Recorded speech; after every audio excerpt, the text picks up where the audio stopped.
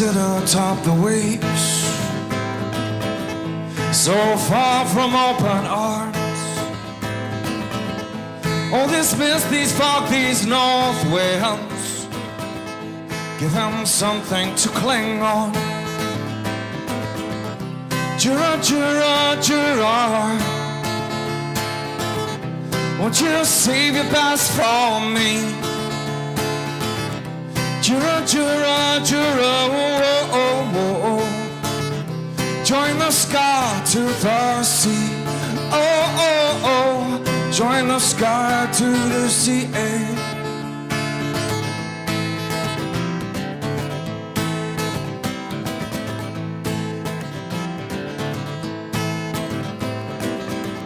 Drum sets untouched on the side.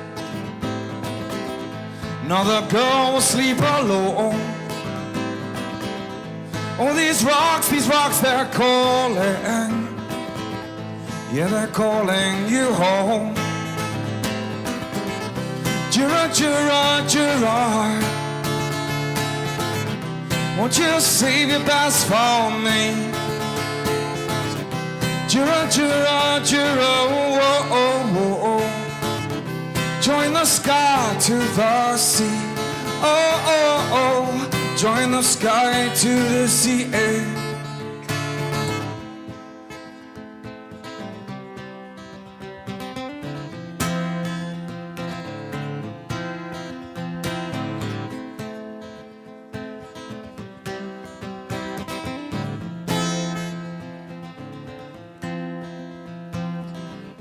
All this water I wash away. All this water I wash away. All this water I will wash away. All this water will wash away. Oh.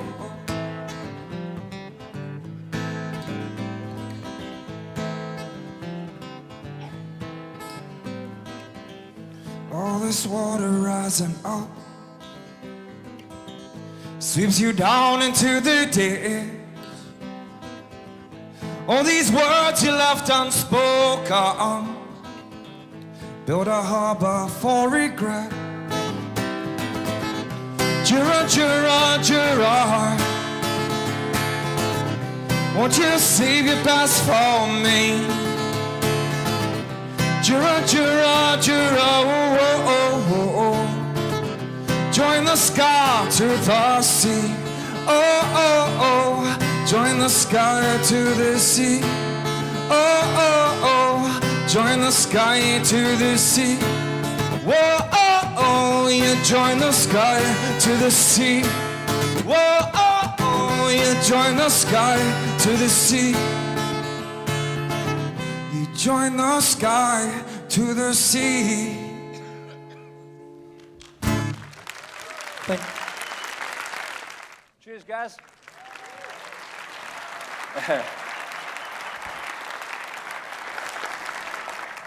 There's Gareth Icke. He's the living proof that good voices are not genetic, because you don't get it from me.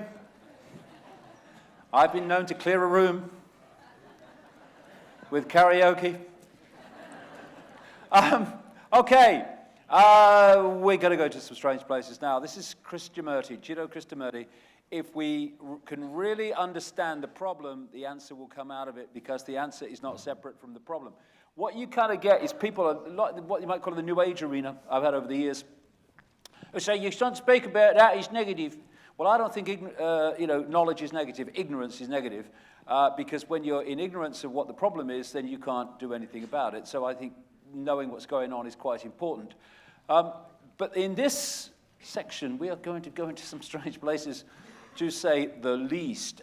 Just to reiterate the problem, we've got disconnected from the full magnitude of who we are, isolated in the five senses, thanks to the bamboozle that's been set up to hold us in perceptual servitude and created the madhouse. And now the question is, who's behind it or what's behind it. And this is where we go into some strange places. This is a lovely quote. Every man takes the limits of his own field of vision for the limits of the world. That's the program. And it's a big mistake if we're going to understand what's going on in the world, especially when we come to this bit, which is, how do we get there to this Hunger Games society? Total human control. We hide the real controllers, which is what has been happening through known human history. Who is the spider? What is this force and source that's driving all this? Well, it ain't them. Here today, gone tomorrow, politicians, different parties, same party, it doesn't matter, it's not them. No one who ever does this job, even as the so-called President of the United States, the most powerful man in the world, yeah, okay, yep, I'll believe you. Nor is it even the corporations. And a lot of people say it's the corporations. It's not. The corporations are not the origin of this control and this centralization of power. They are a vehicle for it, not the spider. And it's no one who's sitting around a table apparently making the decisions in the public eye. Those you see are only gophers for those you don't see. You can go deeper into the rabbit hole, away from the people you see, into the advisors. It's not them either.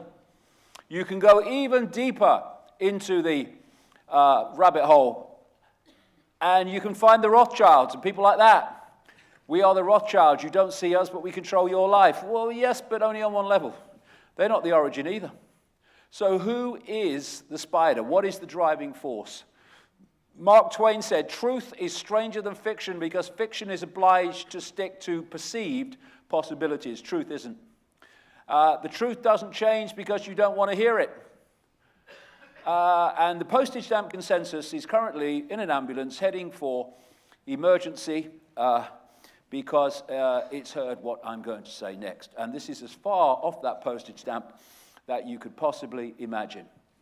So it's in intensive care until I've finished. So are we ready? Are we ready? Who is the spider? This takes us into this next level of the rabbit hole, which is a level of non-human intelligence, which is ultimately, well, I say ultimately, there might be levels beyond that. Ultimately, as we see it now, behind what's going on in the world.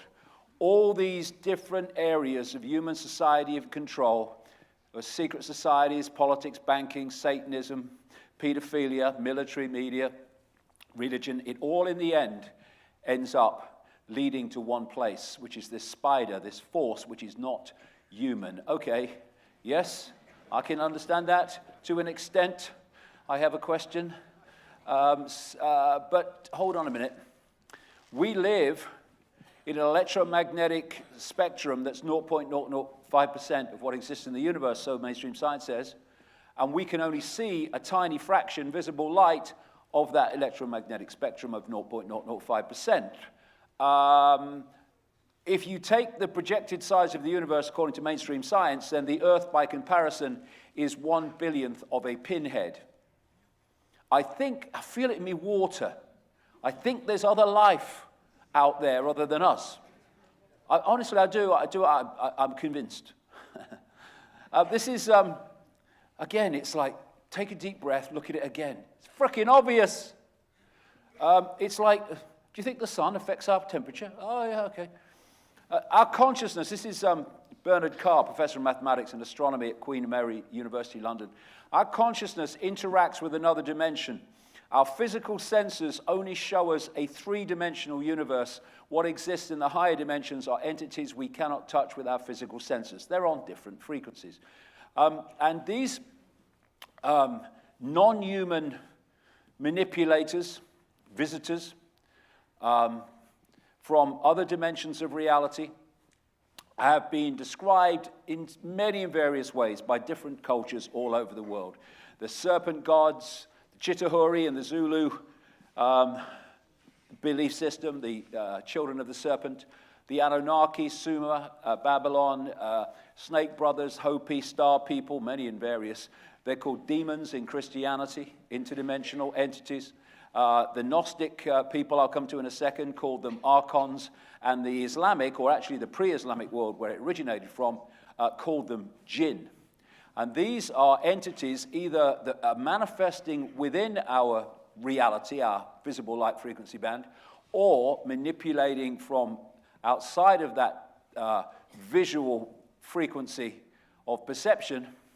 And the different ways, I say different ways, the common ways that they are described, many of them, very, very compelling in different cultures and belief systems. They are clearly describing the same force. Like the archons in the Gnostic belief system, as they call them, they said of the archons, they were made from luminous fire. And they kind of create with luminous fire. And the jinn are said by the Islamic world to be made from smokeless fire. And the way that they are described, they're clearly describing the same entities, the same force. Now, the Gnostics, I've got very interested in them in the last few years. The Gnostics were not a race, or even a people. They were a belief system. They were a perception system. And whenever they got into a place and started to communicate this perception, this knowledge, it's what gnosis means, knowledge, but a certain kind of knowledge, they were persecuted by the Roman Church who sent the boys in. So it was the Gnostic perception system that was running the Great or Royal Library at Alexandria in Egypt. This fantastic depository of ancient knowledge and ancient historical awareness knowledge, which was destroyed in pieces, in sections, in a sequence over a period by the Roman Church. And the most significant one, the most talked about one, happened around 400 AD, just after. And the Gnostics, when you see what they were saying, you can see why the Roman Church wanted to destroy them.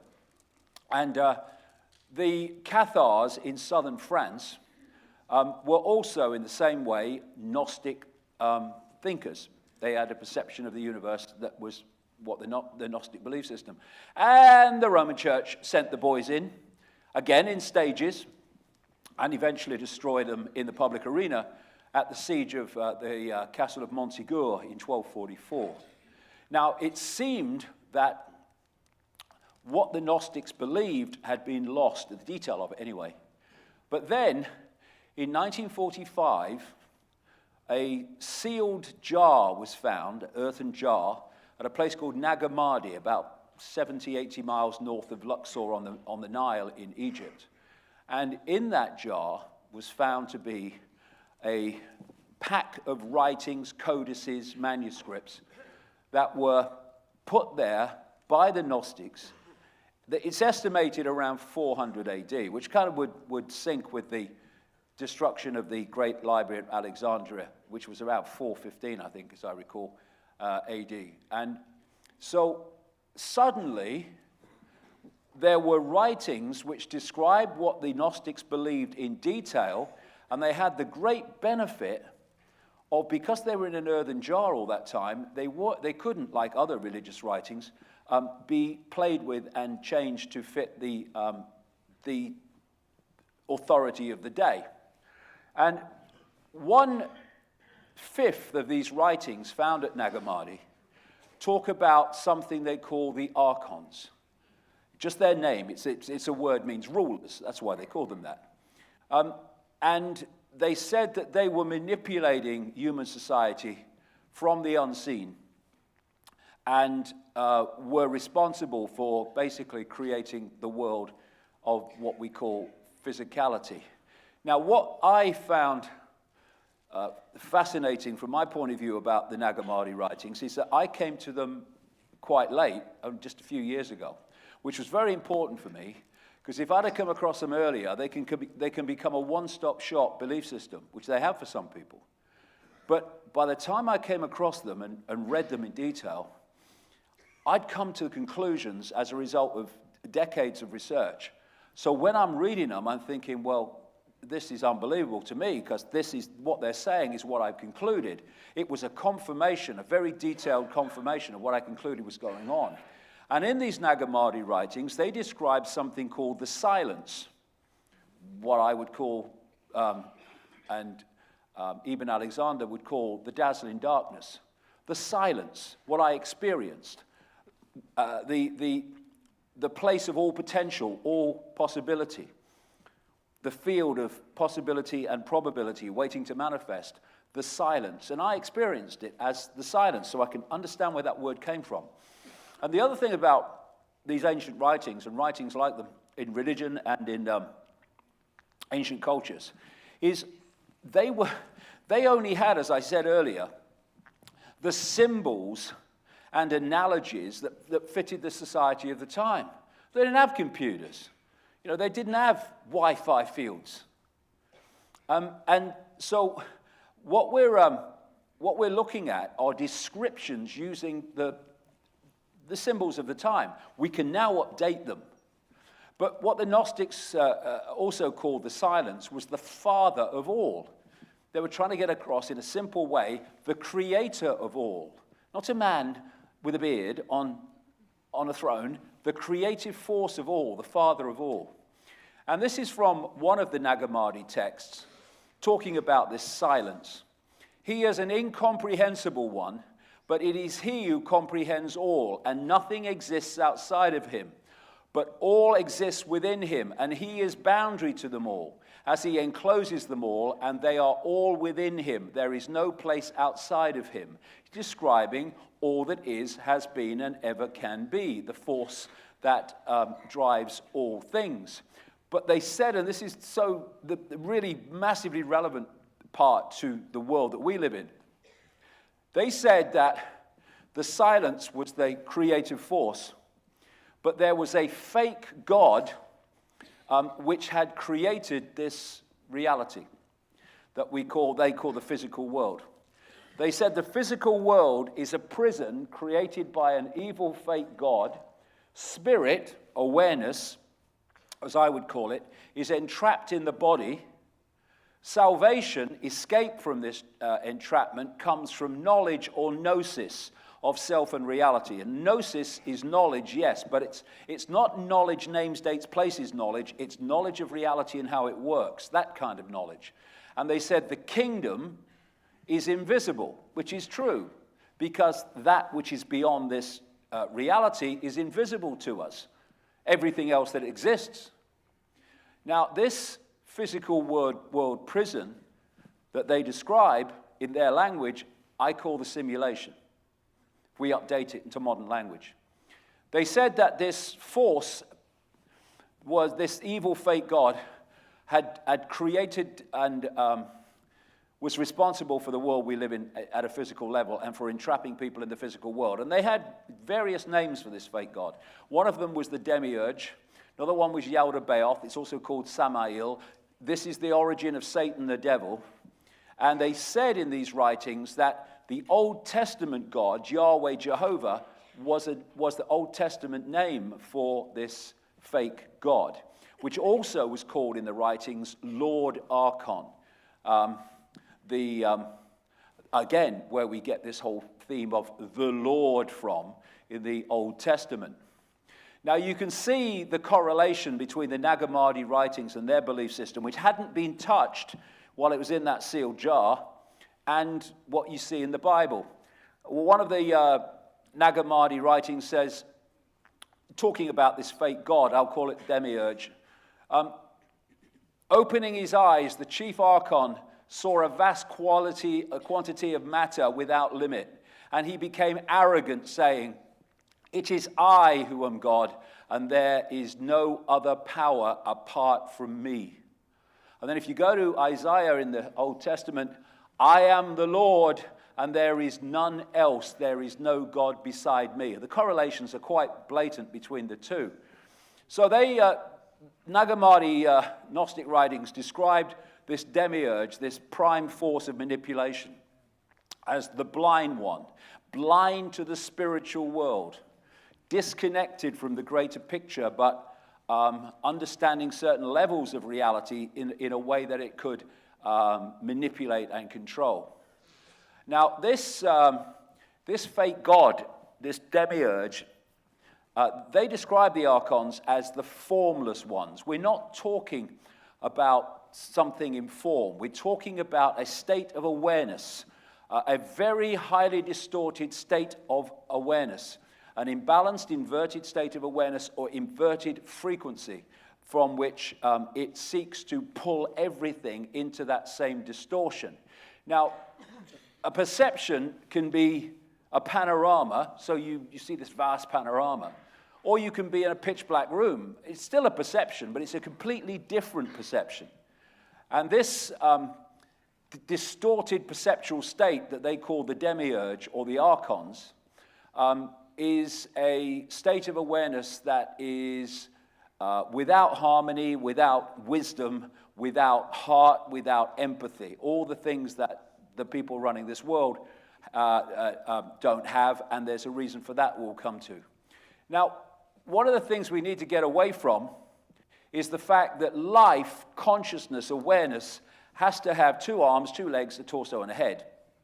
That's just one form of vehicle for awareness. You can have pure awareness, you can have expanded awareness, you can have heart-centered awareness, or you can have what we call evil awareness, which is a vast distortion of harmony. So some scientists now are looking at this whole idea of what pertains to be life in a different way. This is a mainstream headline: Is alien life everywhere? Radical theory claims it may have become part of the fabric of the universe. He was talking about maybe our laws of physics are actually this kind of alien consciousness. So we're starting to get away from this idea of, the human form is the only way that intelligent life can operate. It can't. And I watched the whole series of this called Through the Wormhole, fronted up by Morgan Freeman, on the Science Channel, where they were looking at, it was mainstream scientists, but to be fair, they were looking and asking questions about the big picture, the big questions. And they were looking with more sympathy on the fact that maybe the postage stamp doesn't know it all. And they asked the question in one edition, one program: are digital aliens hiding within technological systems? Because the digital level is also a state of awareness.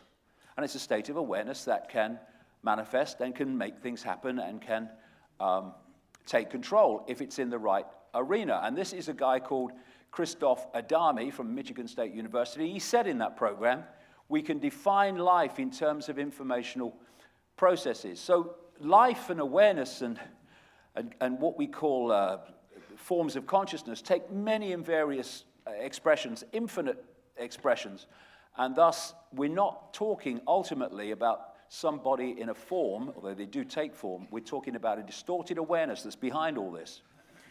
So the archons in their base form are a chaotic, imbalanced, inverted state of awareness, thus frequency. And the Gnostic writings talk about how the fake god, the demiurge, made copies of itself. So the archon demiurge became the Lord Archon of the archons, which were basically like, the way I see it anyway, it's like Agent Smith in the Matrix. It's a program, it's a software program, and there was one of them. And then it made loads and loads of copies of itself, and there were endless then Agent Smiths, all acting the same and looking the same. This is the theme that I'm talking about in terms of the archons.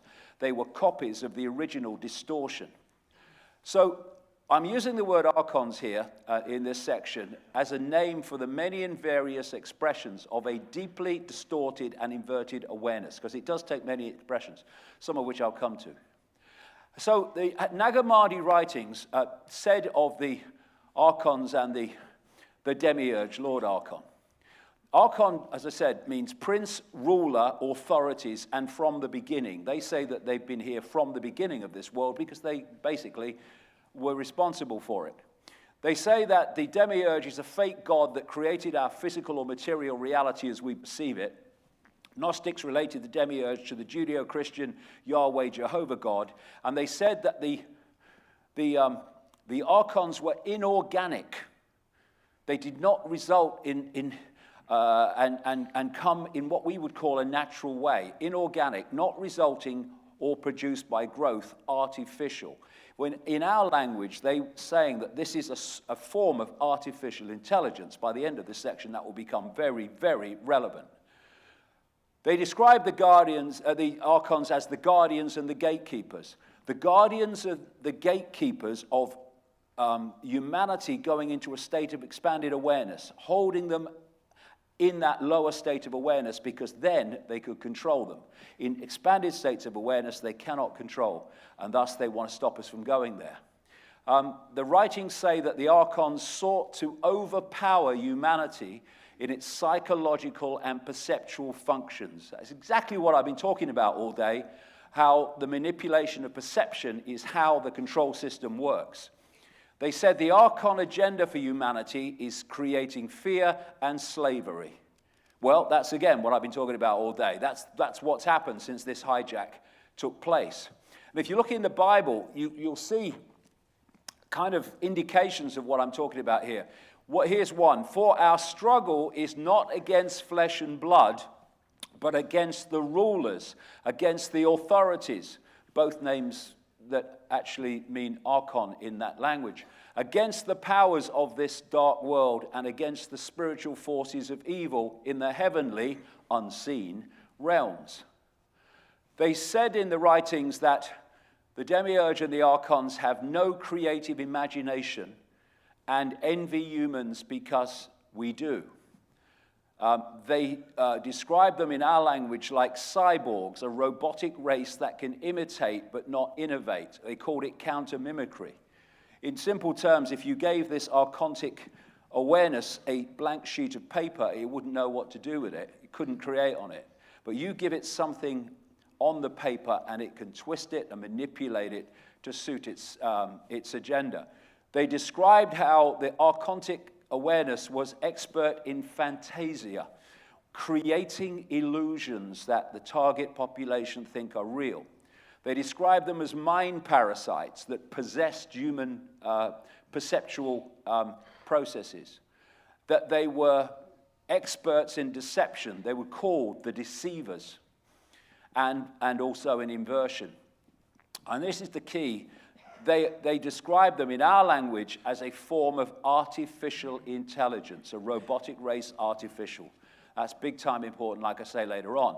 Now, the other thing they describe in the Nag Hammadi writings is something called Hal, which in the Coptic Egyptian language they were written in is what we would call simulation, creating illusions, virtual reality that people believe to be real. And how they were experts in it. Now, the Gnostic said of the archons, they make something appear to happen that does not happen. They can induce a virtual reality experience, using our language, of course. And the Islamic and pre-Islamic world said of the jinn, they can manipulate humans by creating illusions. We're looking at the same theme here and the same force. So, in the kingdom of the blind, the one-eyed man is king. This manipulative force is very, very limited in what it can do and what it can create. So it has to keep the target population. It is actually trying to absorb, I'll get into that at the end of this section, in a lower state of awareness than it's in. And this is a classic description of the situation we're in. In the kingdom of the blind, the one-eyed man is king. This force is symbolically the one-eyed man, and it's made humans blind so the one-eyed man can control. Once we become the two-eyed, three-eyed, third-eyed human, again, expanded awareness beyond that, it's over. But not until, and that means breaking the program and letting go of all these belief systems that hold us in servitude. The archontic writings of the Gnostics also say that the archons made a bad copy of the original reality. And they say the bad copy is where we are now, this world. Again, he's back. Bad copy, what you freaking talking about? Well, what am I talking about? With a bad copy of original reality? I'm back to the simulation. What the NASA scientist described when he said the universe is a digital hologram and may have been designed by a non-human force. Well, it had to be designed by a non-human force if it wasn't designed by humans. And so we're looking at this simulation, a bad copy. What is a computer game, a video game, a virtual reality game? It is a bad copy of this reality, in effect. We're talking about the same principle. What they say in these writings is that the real world, prime reality, is described in terms of being the upper eons. This is the place of spirit. This is a place of pure awareness. And they say we live in what they call in the writings the lower eons. They call it a shadow world, which is, they say, a reflection of the prime reality, a bad copy, in other words, of that original reality, which of course still exists. And we can interact with it when we open our five-sense minds to consciousness. So what we're looking at, we're talking about bad copies and we're talking about different worlds. We're talking about information sources. That's what we're talking about. Because just as in this world, we think it's a world, but we are decoding an information source into the world that I've described that we think is outside of us, but inside of us, what happened with this bad copy is one information source was replaced by another, the simulation, and humans started to decode and experience the simulation as if it was real, because they were decoding it in the same way through the same senses. You can decode one information source and then decode another, and your experience is dramatically different, but they both seem real. Nag Hammadi Tech's Origin of the World says, now the eternal realm, the eternal eon, the upper eon of truth has no shadow outside it, for the limitless light is everywhere within it. But its exterior is shadow, which has been called by the name darkness. From it there appeared a force presiding over the darkness, and the forces that came into being subsequent to them called the shadow the limitless chaos. The word chaos is used again and again to describe the actions of this archontic force, which is a chaotic, distorted state of awareness. Yaldabaoth, the demiurge, in other words, these writings say, created the lower eons as an image or reflection of the upper eons. This is the simulation, I'm calling it. In relation to the reflection which he saw in it, he created the world. With a reflection of a reflection, he worked at producing the world. So what they're describing is pure awareness in a higher frequency realm of what they call upper eons, the realm of spirit, and this reality being a realm of form or matter. And they say, interestingly, that the upper eons are the realm of no time, and the fake reality is the realm of time, illusory time. So I'm saying they're describing the simulation, the fake reality. And, it's interesting, when you look at the Matrix, the person that created the Matrix in the movie was known as the architect. Well, the Freemasonic God is known as the great architect of the universe. And the Gnostics called the demiurge the great architect of the universe. They're describing the force that created this reality. Not what we call God or infinite awareness, the creative force, but this distortion created this distorted reality. Now, where is the Matrix? It's in our heads. It's in our perceptual decoding system.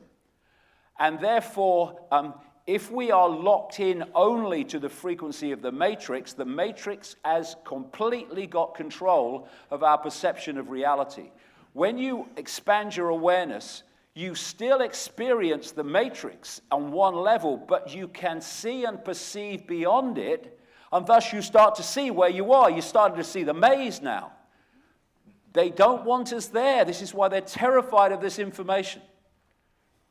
So the heavens is an information matrix, the fake matrix, the simulation, and a massive part of the manipulation of this matrix is coming from the moon and it's coming from Saturn. I've wrote about that in detail. I do in Everything You Need to Know But Have Never Been Told, and earlier books. And on the internet, if you put into YouTube or my website search engine, the moon is not what you think it is and Saturn is not what you think it is, you'll see a detailed presentation of that side of it. Now, this Old Testament God, this architect, said, let there be light, and created the world in all these 7 days, was it? Created the world? It must have been quick. But what did the Gnostics say? The Old Testament God was this demiurgic force, this fake God force. And the more I've looked at this over the years, it's become very clear to me anyway, that what's being described in the Old Testament in Genesis is the creation of the simulation, not the creation of the world. Let there be light. Now, let there be light. We talk about light and the fact that we live in a frequency of light, and, I'm opening to the light. But what is the light? Well, the light is radiation. And we live in a radiation matrix, an electromagnetic spectrum matrix. That is not the light that the Gnostic writings describe about the upper eons. They describe a very different light. They describe in the upper eons a watery light. Infinite awareness in awareness itself is not the kind of light that we experience here. And of course, the light we experience here is the light based on electromagnetic communication, just like computers communicate. And I'm saying that what we call light, the electromagnetic spectrum and within the speed of light, is actually the matrix. And thus, what the Gnostics describe in terms of this archontic force, that they are luminous fire and create with luminous fire, the more I look at it, luminous fire is this radiation, this fierce light. Matrix light, simulation light, luminous fire, blinded by the luminous fire, blinded by the light. It's not the light that's described elsewhere. And what the Gnostics are describing is very, very similar to Plato's, the ancient Greek philosopher's, allegory of the cave. When he's describing reality that humans experience in these terms, he describes how prisoners are chained up in a cave so that they can only see one wall. And there's a fire behind them, and there's people walking past this fire. And as they walk past this fire, they're casting shadows on the wall. Now, these prisoners can only see that wall and can only see the shadows, and to them, those shadows become real.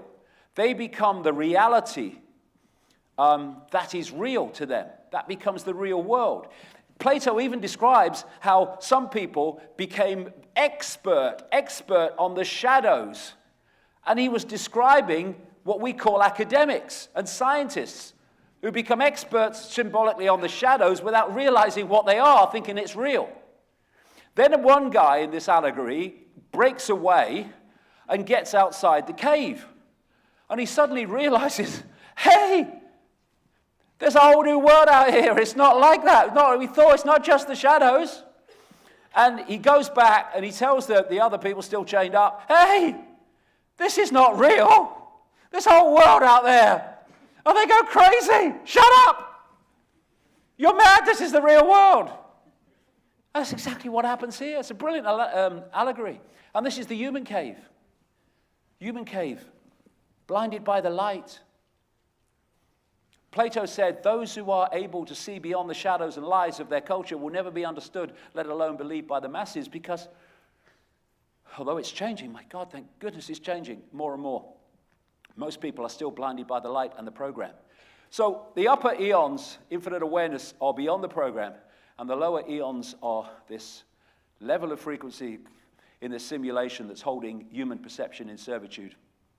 John Lamb Lash, who wrote a book called Not in His Image, which is all about the Nag Hammadi writings, said this: although they cannot, talking about the archons, although they cannot originate anything because they lack the divine factor of enoia, he calls it intentionality, I call it creative imagination, archons can imitate with a vengeance Their expertise is simulation, HAL, virtual reality. The demiurge fashions a heaven world copied from the fractal patterns of the original. This is the copy they're talking about. His construction is celestial quiche, like the fake Italianate villa of a mafia don, complete with militant angels to guard every portal, the guardians, the gatekeepers, downloading the fractal patterns of the original universe. This is the simulation of the original reality.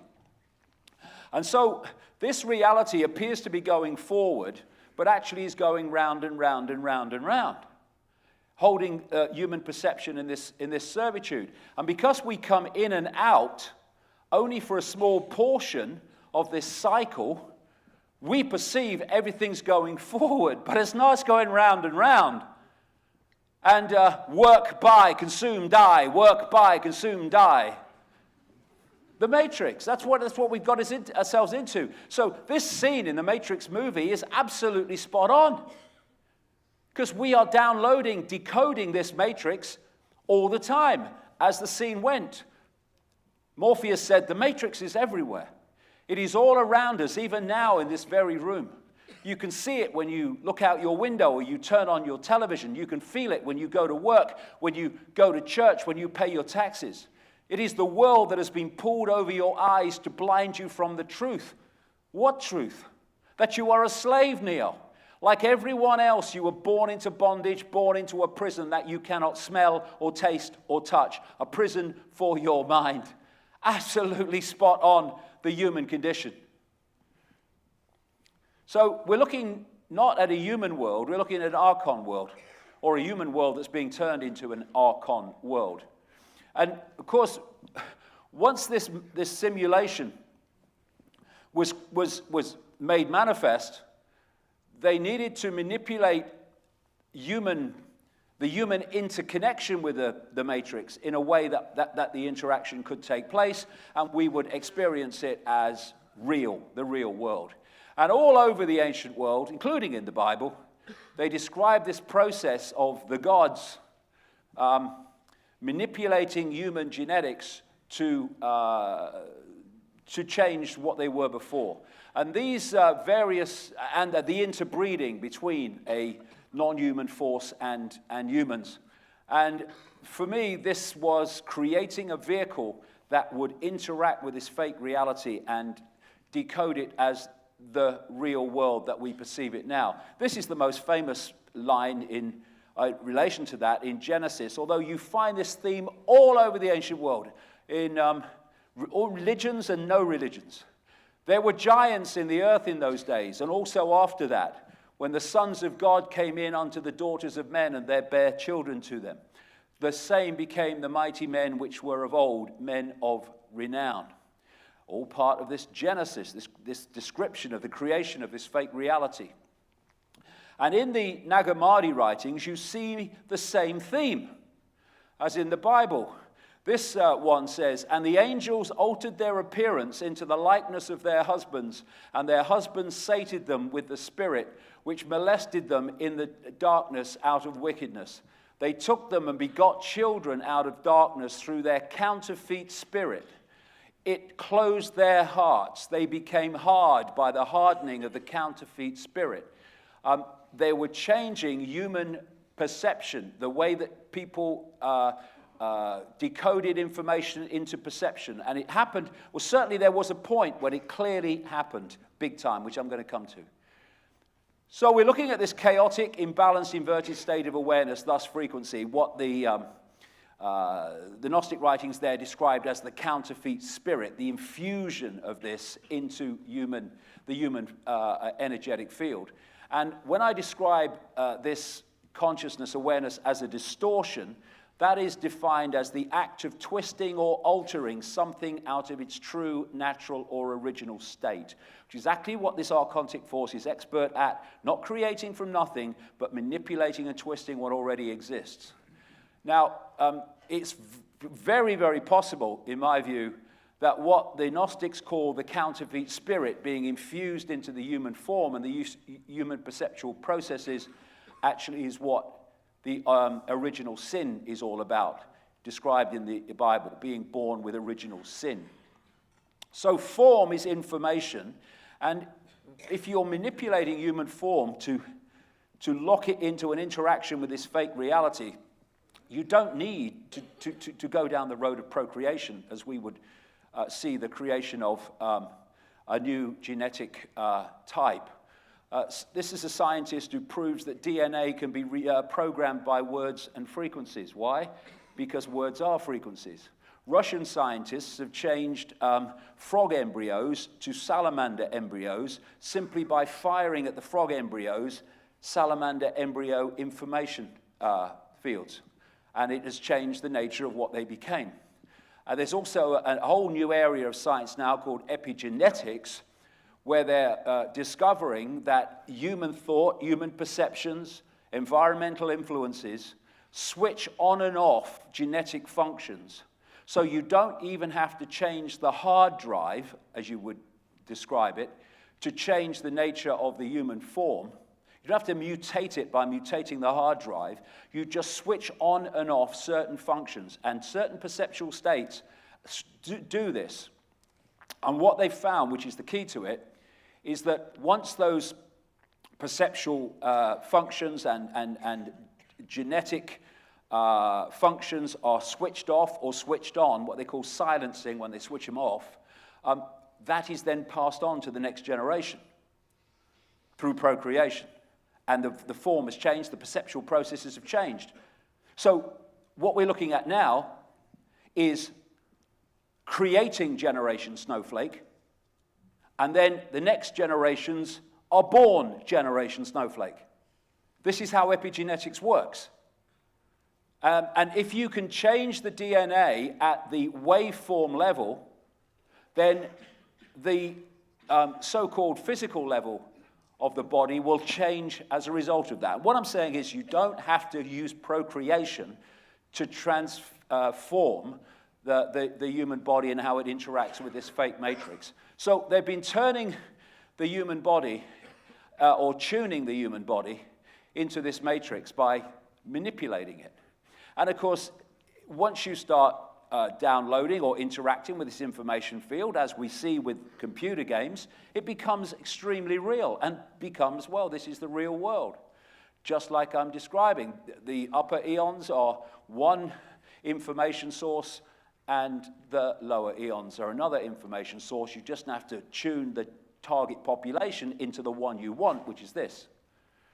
And so as this distortion started to gather, human life, human behavior, the human world started to change.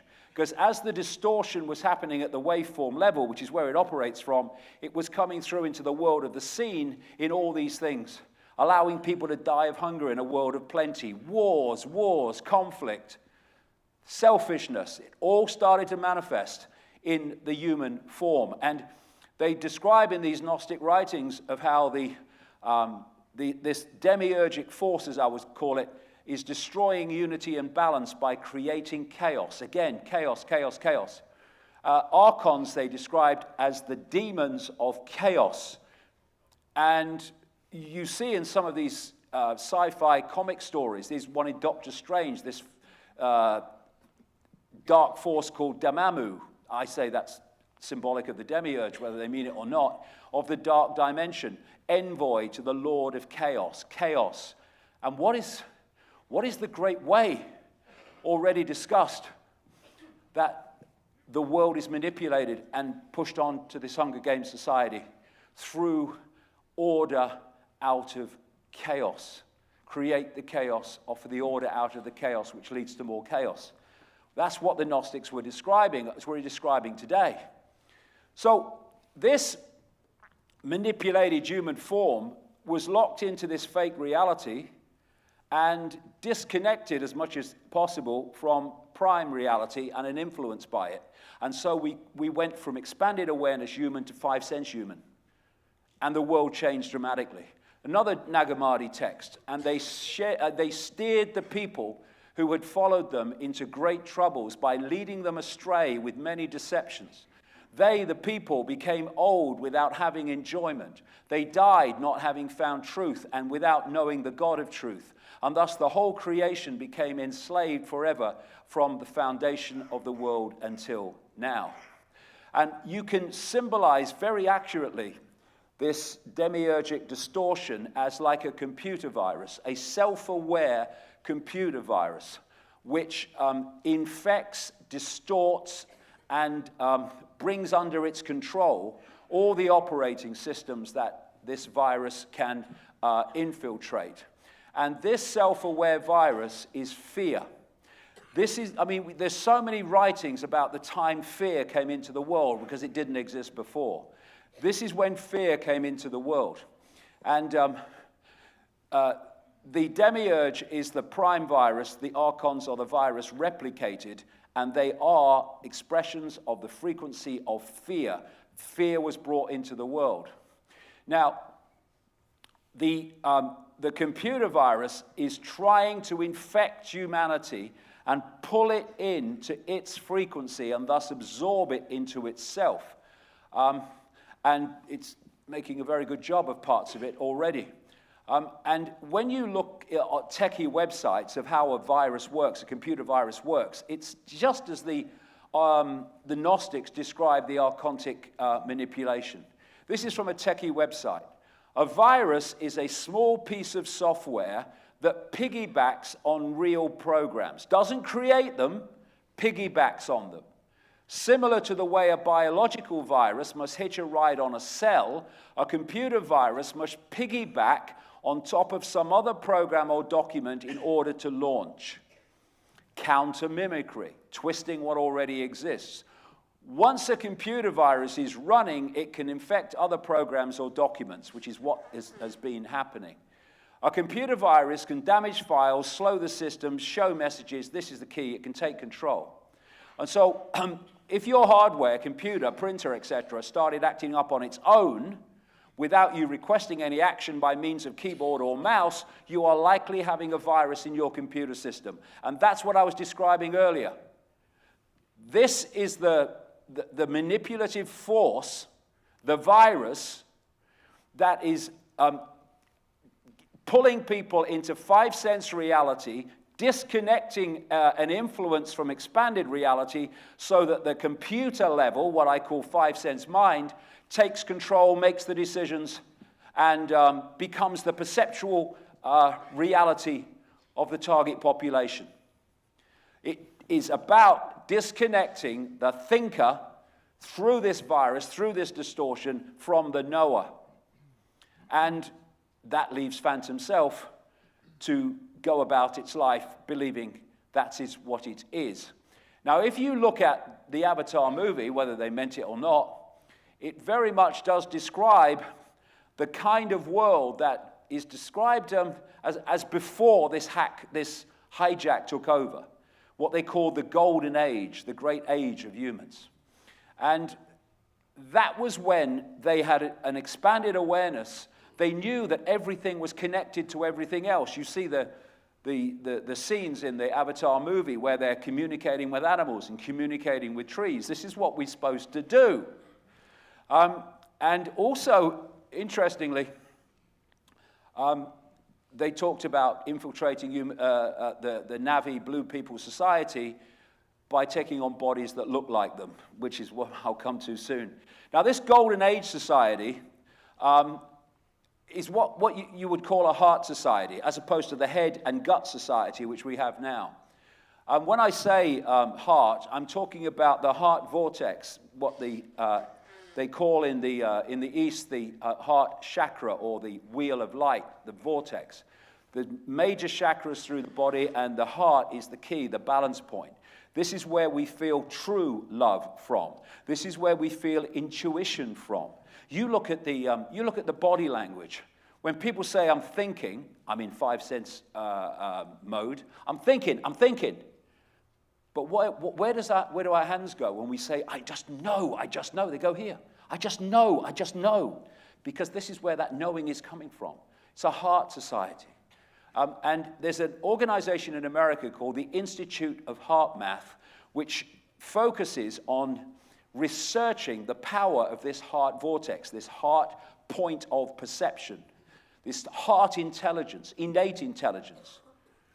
And they say that there is new data suggesting that the heart's field, which the biggest electromagnetic field in the body comes from the heart, is directly involved in intuitive perception, I just know, through its coupling to an energetic information field outside the bounds of space and time, outside of the matrix. This is why they want to shut the heart down and put us in the head, because this is in the matrix, this is connected to out of it if we open it. So the now, as they describe the upper eons, is outside the bounds of time and space. The heart makes that connection. That's why they want to shut it down.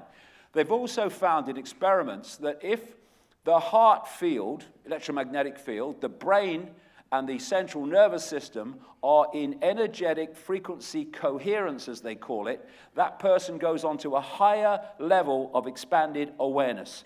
And when that coherence between the three is broken, then people fall into a lower state of awareness and perception. And so the more they can create frustration and anger and hatred and conflict and fear, the more that distorted frequency breaks that coherence and people are held in a lower level of awareness. When we open our heart and go into a state of harmony, we go into an expanded awareness. And they don't want that to happen. And the great inversion of this hijack of human perception was when we stopped interacting with the world from the heart, love, and started interacting from here, emotion, fear, and from thought, the computer. And so they say in the Nag Hammadi writings, they took them and begot children out of darkness through their counterfeit spirit. It closed their hearts. They became hard by the hardening of the counterfeit spirit. Close the heart down. Brings you into five-sense reality. So when we have what we call a heart-to-heart connection with someone, it's dramatically different in the way we communicate, the way people treat each other, the way people understand each other, than when we have a head-to-head connection, which is about apartness, not unity. And so the knower, with this hijack of human perception, the knower became thought and emotion, very different state of being. Disconnecting the droplet from the ocean, five-sense mind from infinite awareness. That's the process that took place. Now, holding us there is the key to holding us in servitude and taking this control to the end game that they want. So the Gnostic set of humans, they are sparks of, or droplets of the same essence of God, what I would call expanded infinite awareness, but became entrapped in their bodies from which they will eventually escape. And they will escape by expanded awareness, no other way. The real world keeps us from that escape, the programming of the postage stamp consensus. Now, the Native Americans have this concept of two wolves inside people, battling for control of perception. One wolf, they say, is anger, envy, sorrow, regret, greed, arrogance, self-pity, guilt, resentment, inferiority, lies, false pride, superiority, and ego. The other wolf, they say, is joy, love, peace, serenity, humility, kindness, benevolence, empathy, generosity, truth, compassion. What I would say is that is human spirit. That is the counterfeit spirit. Which wolf wins, the Native Americans say? The one you feed the most. And we have been subjected to a society, still going, which is pushing us to allow that to be the one we feed the most, and not this. But talking about love, talking about all such connected things is now seen as weak. Oh, you've got to be macho, you've got to be over there. Ooh. Which wolf wins? The one you feed the most. We've been feeding that the most, and that's why we have the world that we do, which is a reflection of feeding that the most. We talk about people's dark side. I say that's the counterfeit spirit. And if you are in expanded state of consciousness awareness with an open heart, that counterfeit spirit loses more and more and more and more of its influence over you. And infinite awareness takes more and more of the control of the perceptual sense of reality. And religions and ancient peoples, all of them, they have this common, constant, recurring theme of two forces tussling with each other for control of human perception, thus human behavior. Same thing. So why? Why? Well, there's many whys. This is one why. A virus, a computer virus, so symbolic of what I'm talking about, has no energy source, no power source. Its power source is that which it is infesting. It feeds off the operating systems it infests, takes its power from them. It's what we would call, in the human experience, a form of possession. And because this archontic force is not in the same way an expression of awareness, it's more artificial, as the Gnostics describe, it doesn't have this natural connection to an energy source, force, that consciousness in a state of connection to awareness does. And thus it has to create its own energy source to feed itself, to empower itself so it can then recycle that power against the target population. And I said earlier, this self-aware virus is fear. That's its frequency. And thus, if you're going to lock in to an energetic source of sustenance, it has to be within the frequency band you're operating on, or like two radio stations, they will never meet, and thus one cannot absorb the other. So therefore, the energy source of fear has to be fear. And what has been created with all the wars, all the suffering, all the death, destruction, is a source of fear and all its sub-frequencies, like depression and anxiety and hatred. And it's created an energetic source for itself by manipulating humans to produce in vast quantities the very emotional frequency energetic source that empowers it, then it can recycle it back against us. This is why people that worship this force, this distortion, what we call Satanists and such like, this is why they are obsessed with death. It's why this source is obsessed with creating fear, because they are energy sources. Death is a frequency. Suffering is a frequency. And therefore, they want as much of that as possible. A war, like a world war, is a banquet of this energy. Because this distortion cannot absorb that. It needs this, otherwise it does not get empowered energetically. And we have been manipulated to produce it. And so empower this force that is manipulating human society. So again, this scene in the Matrix was absolutely spot on, symbolically. When Morpheus held up the battery, talking about the machines, artificial intelligence, and said the Matrix is a computer-generated dream world built to keep us under control in order to change the human being into one of these. And I was sent a section of a book written by Rudolf Steiner, very deep esoteric thinker who started the Steiner schools, Waldorf education, I think they call it. And he died in 1925. And the book was in Austrian, and the person had translated the section for me, having read one of my books. And what I read, I had no idea he was saying this, but he was spot on. And remember, he died in 1925. He said this: there are beings in the spiritual realms, the unseen realms beyond human sight, for whom anxiety and fear emanating from human beings offer welcome food. When humans have no anxiety and fear, then these creatures starve. If fear and anxiety radiates from people and they break out in panic, then these creatures find welcome nutrition and they become more and more powerful. These beings are hostile towards humanity. Everything that feeds on negative feelings, on anxiety, fear, and superstition, despair or doubt, are in reality hostile forces in supersensible worlds, launching cruel attacks on human beings while they are being fed. These are exactly the feelings that belong to contemporary culture and materialism, because it estranges people from the spiritual world.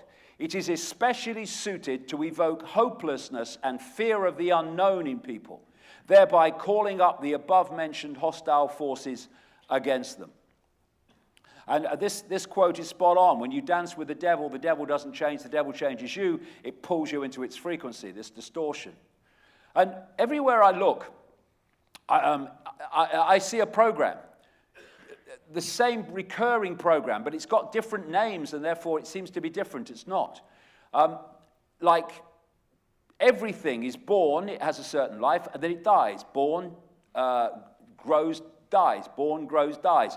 Whatever world, the natural world, the animal world. And why is a duck and an elephant if it's consciousness? Why doesn't duck act like an elephant? Why does an elephant act like a duck? Because the elephant is a biological computer program, and the duck is a biological computer program. And they are designed to process information in a certain way. And the processing of the information of a duck makes it act like a duck and perceive like a duck and live like a duck, and the same with the elephant. And the other thing you find about the program is it's based on the law of the wild, which operates in the human world too. Everything lives because something else dies. So everything is always in fear of what might happen, generating more and more of this low vibrational emotional energy on which this distortion feeds. And in this No Man's Sky video game, they say even the animals on the game's planets have unique behavioral profiles designed with a procedural distortion of archetypes that requires a sequence of algorithms characterized as a computerized pseudo-randomness generator. And wherever I look in the world, I see pseudo-randomness. Things that have different names and different labels, but when you break it down, they're all acting the same way. It's the same program, pseudo-randomness. And the human form is also a program which processes information in a certain way that makes people act like a human. We are the awareness having the human experience. We are not the human experience. The other thing that people ask is, why are they, different versions of what they believe to be they, why are they trashing the earth? Why are they causing environmental mayhem? Why are they filling the atmosphere with radiation? Where they have to live here? Well, who are they? It's being done because they're turning our world into theirs, in front of our eyes. When the so-called bad copy was made, basically a download of a simulated version of original reality, which still exists in another frequency band, they were making a bad copy, if you like, Gnostics talked about, of something was beautiful, something was wonderful. Something that was from the heart. And what's happened ever since is they've been manipulating this information source and manipulating humans to play a part in it to transform that original copy of original reality into a world that suits them. And therefore, the world is changing, and what is good for humans is being destroyed, and what is good for this archontic force and that which it takes form through is being introduced to replace it. Evil is quite appropriately live written backwards in English, because evil is an inversion of life. Evil is an inversion, distortion of life, an inversion of perception, and a state of extreme ignorance. And this is why the archontic worshipping networks of Satanism and the more close to the spider secret societies and the deep inner sanctums of secret societies are obsessed with death. They're obsessed with Satanism. They're obsessed with that's why they do so many rituals in churchyards, because they're obsessed with the energy, the frequency of death, and they sacrifice people, and it's all to do with death, because that's their frequency. The global death cult. This is something of beauty. I must destroy it. You see, things of beauty to humans they're like that geometrical water crystal pattern that comes from I love you or thank you. That's beauty. And that beauty represents a frequency they can't absorb. They don't want beauty in the world. They want distortion. And that distortion they're introducing, we see as the destruction of the global environment, the destruction of the atmosphere. Dying out, wild animal numbers could fall by 67% up to 1970 to 2020 study says. This is part of this destruction of the world. If you take that to be symbolic of the original reality of which the original information download was taken, well, that, by contrast, is the Archon world. That is the Archon world. And that. And that. And that. You don't need creativity to build that. You need a ruler and a pencil. You know, you go around Maastricht, all the beautiful buildings where you go, oh, that's beautiful. They're all older buildings. New buildings, here, ruler, pen, that's eggs everywhere, straight lines. And another part of this is that Archon's jinn do take form through straight manifestation, just manifesting in this reality, which they can't do for long. It takes just so much energy. And by longer term, manipulating this reality by infecting or possessing other form. And this is where these bloodlines that run the world come from, but I'll get to them shortly. Now, these are some expressions of this distortion in form.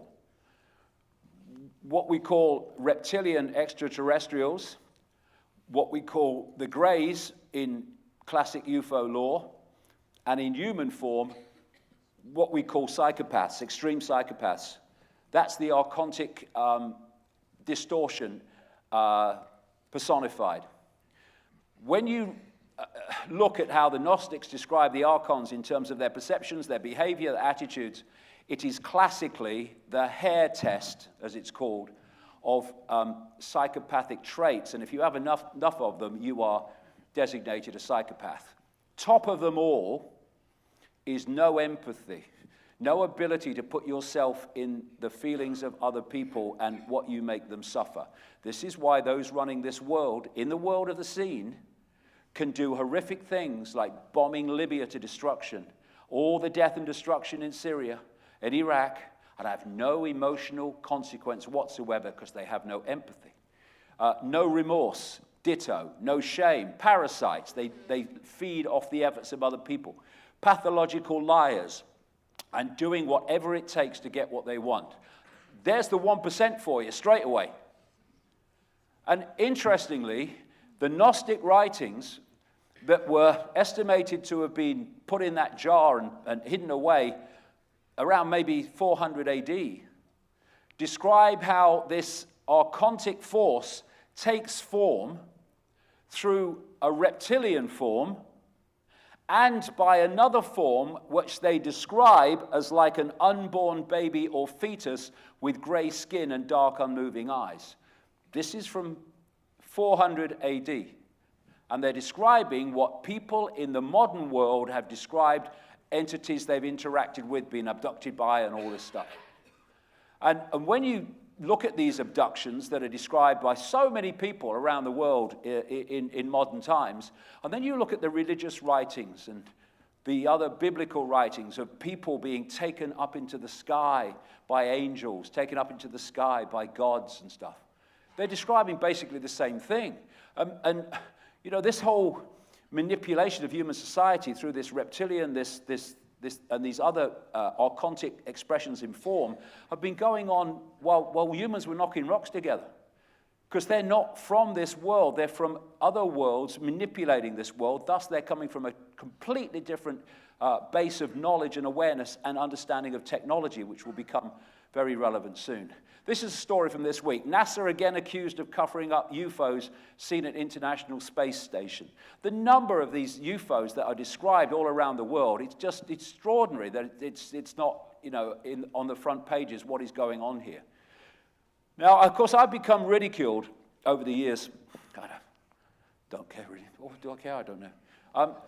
By saying that the world is controlled by a reptilian force. But that reptilian force is merely an expression in form of this archontic distortion. That's why it operates psychopathically. And I've had massive ridicule, and people laugh and all that stuff. And I have to say that there have been times in the past when I've been hurt by it. I mean, I have laid in bed and turned over in the middle of the night thinking, how could they be so horrible to me? No, I haven't actually. No, that's true. I've not, because I don't give a shit. I'm only interested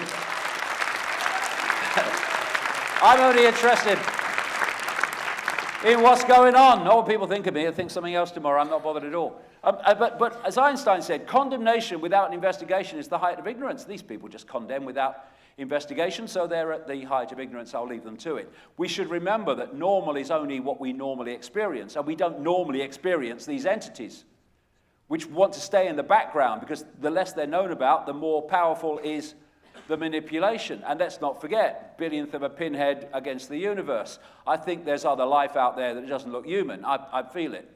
And interestingly, this is a mainstream article. When someone who's a scientist comes out and basically says the same thing. Welcome to our lizard overlords. Studies suggest alien worlds could be full of super intelligent dinosaurs. I'm not saying it comes from dinosaurs, that's just the headline, but reptilian. And this story was done straight. Oh, he said this. Oh, that's interesting. And someone like me says it, you're mad. And when they have done studies, I'm not saying again it's come from the dinosaurs at all, but when they've done studies of where the dinosaurs would have evolved to had they not died out, as is said, then they concluded that they would by now be a two-legged, two-armed humanoid reptilian of an intelligent nature.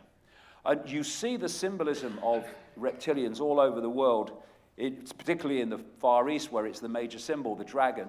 And this one in the middle here is a painting by a guy called Credo Mutwa, he's a Zulu shaman, he's in his 90s now. I spent a lot of time with him a few years ago. And he talks about, in Zulu legend, of the Chitahuri, the children of the serpent, or the devastators. And this is a painting from ancient and modern descriptions of the worker class, he says, of this reptilian race that is manipulating human society as an expression of this archontic distortion. And these other two here come from a Spanish artist I met in Barcelona in 2010, who was into nothing of this stuff. Didn't know heard of me, hadn't heard of the information, nothing. But he had a girlfriend who was Brazilian, and he was in Brazil. And being an artist, he went out on his own into the countryside with his easel and his paints. And he said he was just painting the landscape when this craft come down. He described it at about 50 meters across. And there was a window open. Every other window was closed, he said. And it just hovered in front of him for quite a time. And these figures were looking out of him. Reptilian figures were looking out at him. And he started to paint them as he was looking at it. He said he doesn't know if he was taken on the craft, but he has no memory of it, not that necessarily he would. And he painted these things. And he did a little book of the craft and everything. And when you look at what he painted, it's very, very similar to what Credo Mutwa also painted. And this reptilian race that is manipulating human society is part of a hive mind, and this archontic distortion is the hive mind. It is the perceptual hive mind to which they are connected. And as I'll come to later, they want to absorb the human mind into this, and that's what transhumanism is all about, but I'll come to that shortly. Now, long after I'd started talking about the reptilians and stuff, This article was published in a magazine called Nexus in 2011. And it was something called the Charney Project, Computer Interface Communication with Other Realms, which was claimed that it was written by a whistleblower talking about a project in Africa in what was described as like a mini CERN. And from 1994, it was said, they made a computer interface with another dimension and an entity in another dimension, and over 5 years asked it an enormous amount of questions. And I just read this just out of interest. I didn't know where it was going. And then it starts talking about reptilians. And it said a reptilian race was holding back humans so they couldn't grow. This is what the ancients said. The entity said they had fought many battles against the reptile race in their own reality. Humans were more evolved spiritually than the reptiles, but they suppress humans with their technology. Their God is their technology. That's going to be very relevant shortly. That is pretty much, in terms of the way we suppressed, what the Gnostics describe in their writings. And this is Carl Sagan, very famous cosmologist. And he was so convinced of the reptilian genetic impact on human behavior that he wrote this book, The Dragons of Eden, in which he was talking about the fact that you cannot understand human behavior without understanding the reptilian genetic impact of human behavior. Because people who laugh at the reptilian thing, they don't realize that one of the foundation parts of the brain is called the reptilian brain, or the R complex, and it's one of the fundamental parts of the brain. Part of the brain that basically is scanning the environment for threats to survival all the time. It's obsessed with fear. It fears everything. It's fundamental to human behavior. This is an article about it. How to make friends with your reptilian brain. Are we being controlled by your reptilian brain? Yes, we are. And it's been put there for a reason. It was part of the genetic manipulation.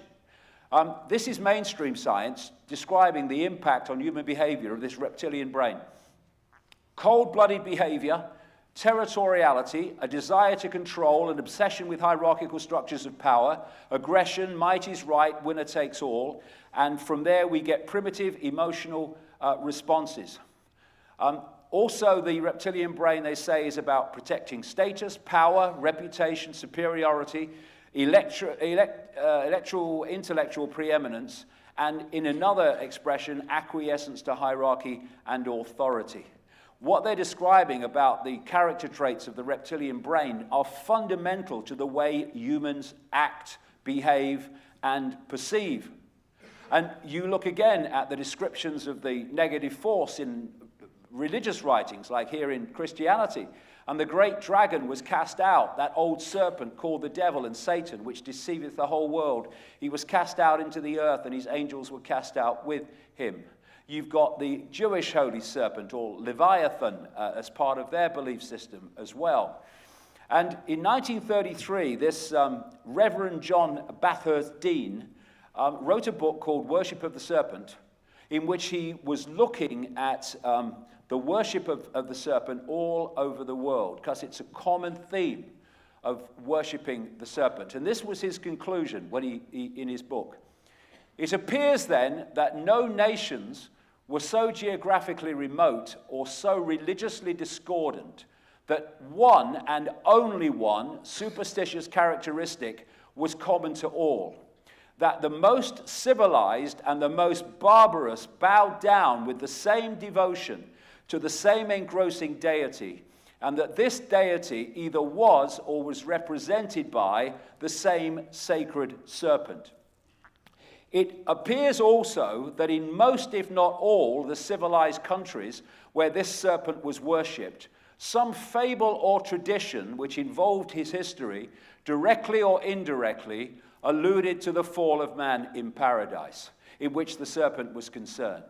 What follows then, but that the most ancient account respecting the cause and nature of this seduction must be the one from which all the rest are derived, which represent the victorious serpent, victorious over man in a state of innocence and subduing his soul in a state of sin, as he would see it as a Christian, into the most abject veneration and adoration of himself. And this connection between, quote, the fall and reptilian manipulation is a very big constant if you look around the ancient world. And this brings me to this. Steve Taylor is an academic. He was at a university in Leeds. I don't know if he still is. And he wrote this book called The Fall. And what he was focusing on was a quite dramatic change in human perception and human behavior about 6,000 years ago, 4,000 BC. He points out in the book that there was no war, as we have come to know it, until 6,000 years ago. No patriarchy until 6,000 years ago. No massive inequality till 6,000 years ago. No class system as we know it. No gods and organized religion as we've come to know them. And that this dramatic change in human behavior perception followed violent invasions of Indo-European and Semitic peoples into the Middle East. And again, you know, everything's in inversion. People talk about Semitic peoples, oh, that must be Jewish peoples. No, Semitic relates to a language group in the Middle East, the overwhelming, massive majority of which are not Jewish, and anti-Semitic is a complete misnomer. They are Arabic languages. That's what Semitic overwhelmingly refers to. Now, this lady, Ryan Eisler, cultural historian in America, talking about this point 6,000 years ago, described it as the great change, a change so great indeed that nothing in all we know of human cultural evolution is comparable in magnitude. In 2015, this gentleman died in his 90s just a few months ago after a fall. In 2015, this man, William Mills Tompkins, wrote this book, Selected by Extraterrestrials, in which he describes how he was seconded into a top-secret American naval intelligence operation based at the massive naval base in San Diego. And this group he was seconded into in 1942 was to work and study and uncover the extraterrestrial presence and activities around the world, and to interact with some of those of different extraterrestrial races that were in some way benevolent to humans. And I'd written all about this reptilian thing and many other things long before he came out with this book. And he does produce pictures and documentation to show that he was with the people he says he was with, and he did have access to things he said he did. And what he said in this book, it obviously, you know, knocked me over with a feather. He said that every world government is controlled by what he calls the reptilians. And he said that in the book that the point where this reptilian manipulation really began, in other words, this archontic distortion operating through this reptilian form, was around 6,000 years ago.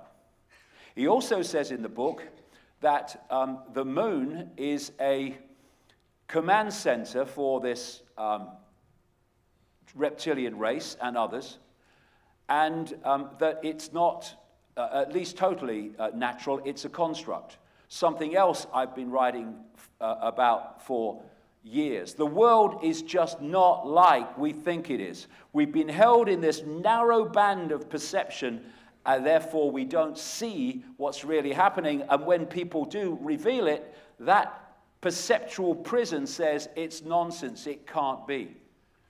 And that entity in the Charney Project, as I talk about in this book, Everything You Need to Know, and in previous books, and in those videos I mentioned earlier, also said the moon is an ET construct, and the moon is manipulating life on Earth with the frequencies it's giving out. So, this hijack, this great change, took us from a heart society to a gut brain society where we interact with emotion, not heart.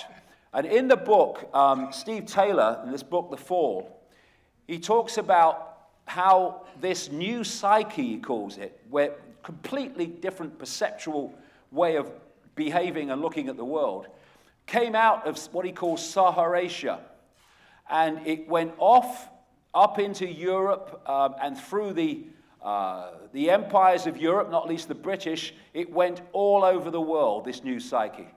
And as of course it entered these different countries of the old psyche, of the original cultures, native cultures of those countries, it destroyed them eventually, essentially. The new psyche destroyed the old psyche. Credo Mutwa told me when the British moved into South Africa, they wanted to milk the minds of the shaman, as he put it, and then kill them. They wanted an end to that knowledge stream.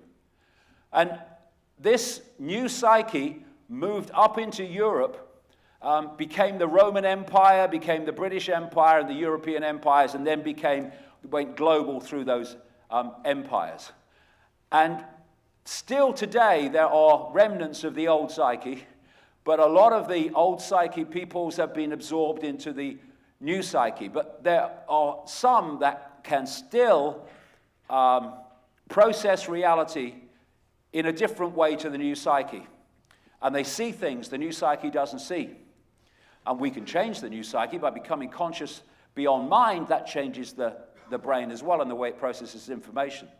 And one of these people was the source of information for a series of books from the 1960s to the 1990s by a man called Carlos Castaneda. And this source is, or was, a Central American shaman figure called Don Juan Matus. And when I was reading one of the books, I think it was the last one, it was extraordinary what he was describing, given what conclusions I'd come to up to that point from many other sources. This is what Don Juan Matus said about the manipulation of the world. We have a predator that came from the depth of the cosmos and took over the rule of our lives. Human beings are its prisoners. The predator is our lord and master. It has rendered us docile, helpless. If we want to protest, it suppresses our protest. If we want to act independently, it demands that we don't do so. Indeed, we are held prisoner. They took us over because we are food to them, energetic fear, low vibrational emotion. And they squeeze us mercilessly because we are their sustenance. Just as we rear chickens in coops, the predators rear us in human coops, human eros. Therefore, their food is always available to them. Think for a moment and tell me how you would explain the contradictions between the intelligence of man the engineer and the stupidity of his systems of belief, or the stupidity of his contradictory behavior. I'll explain that before this section's out. Sorcerers believe that the predators have given us our systems of beliefs, yes, our ideas of good and evil, our social mores. They are the ones who set up our dreams of success or failure. They have given us covetousness, greed, cowardice, the counterfeit spirit. It is the predator who makes us complacent, routinary, and egomaniacal. In order to keep us obedient and meek and weak, the predators engage themselves in a stupendous maneuver. Stupendous, of course, from the point of view of a fighting strategist, a horrendous maneuver from the point of those who suffer it. They gave us their mind. The predator's mind is baroque, contradictory, morose, filled with the fear of being discovered any minute now. They gave us their minds. That is what the Gnostics called the counterfeit spirit. He goes on, sorcerers of ancient Mexico reasoned that man must have been a complete being at one point, with stupendous insights, feats of awareness that are mythological legends nowadays. And then everything seems to disappear. And we now have a sedated man. What I'm saying is that what we have against us is not a simple predator. It is very smart and organized. It follows a methodical system to render us useless. Man, the magical being that he is destined to be when we expand awareness out of 5 senses again, is no longer magical. He's an average piece of meat. There are no more dreams for man, but the dreams of an animal who is being raised to be a piece of meat, trite, conventional, imbecilic. And that is where they have led the human race. And that contradiction that I'm going to explain when we get just a little further in. So how do we get there? We create our own bloodline network to operate within the target frequency reality, the simulation, in the level of the human scene. Because this non-human force doesn't want to put itself on public display, it is operating through a series of hybrid bloodlines which are doing its bidding within the world of the human scene, which to humans look human, but actually are not quite. This elite network of bloodlines is the full-blown counterfeit spirit. It's not the counterfeit spirit within humans that has to compete with consciousness and heart, and thus does not have the same impact on behavior that it would if it's full-blown counterfeit spirit with no balancing force at all. They are the bloodlines that run the world. They are the 1%, less than 1%, and the networks the 1% use to control human society. And if you look at the bloodlines and the people in positions of power, you look at the 1% and less than 1%, they have no empathy, no remorse, no shame, parasites, pathological liars, do whatever it takes to get what they want because they are full-blown expressions of this counterfeit spirit. The bloodlines that control human society today, and many others, of course. Now, the role of these bloodlines is like bloodline in-betweeners, I call them. Imagine that you have something that you can't work with directly, because these entities that are this counterfeit spirit in form, they don't want to put themselves on public display. The counterfeit spirit itself cannot directly manipulate this reality because it's not of the same frequency band and can't interact with it. So it's got in-betweeners that represent it, and they can be vehicles for this distortion within human society while looking human. So you have something in a laboratory, say, and you can't work with it directly because they can't work with this reality directly. And so what you do is you stand outside and you put the gloves on and you work inside the sealed tank, and that way you can manipulate inside the tank without actually being in it. And if you take this dynamic, if you take the scientist outside the tank to be this archontic reptilian force, you take the gloves to be these bloodlines manipulating human society, and you take the tank to be our reality, this matrix, then that's the dynamic we're looking at. They are software programs. They are hybrid agent Smiths, simply vehicles for this archontic distortion to express itself in this world. That's why they act as they do. And this software program has to be protected. If you interbreed it with the wider human population, its traits, its character traits, including the lack of empathy, start getting diluted. This is where the elite interbreeding with each other comes from, whether it's the royals of old or the royals of today, or whether it's the interbreeding rich and famous families around the world. They're holding this particular software to stop it being diluted in its impact on behavior. So when we're looking at bloodline genealogy, in effect, on their level, it's replicating the software program, so it holds its power. And so we're looking at, therefore, a structure, a hierarchy, which comes out of the unseen through the reptilian and other non-human into the human dynasties, and then we enter the spider's web, or the pyramid of manipulation within the society that we see. It's a whole hierarchy coming out of the unseen into the seen that I described much earlier. Now, these bloodlines are part human, so that we see them as human, and they're part non-human, and that non-human part connects into this reptilian force, this archontic force, whatever you want to call it.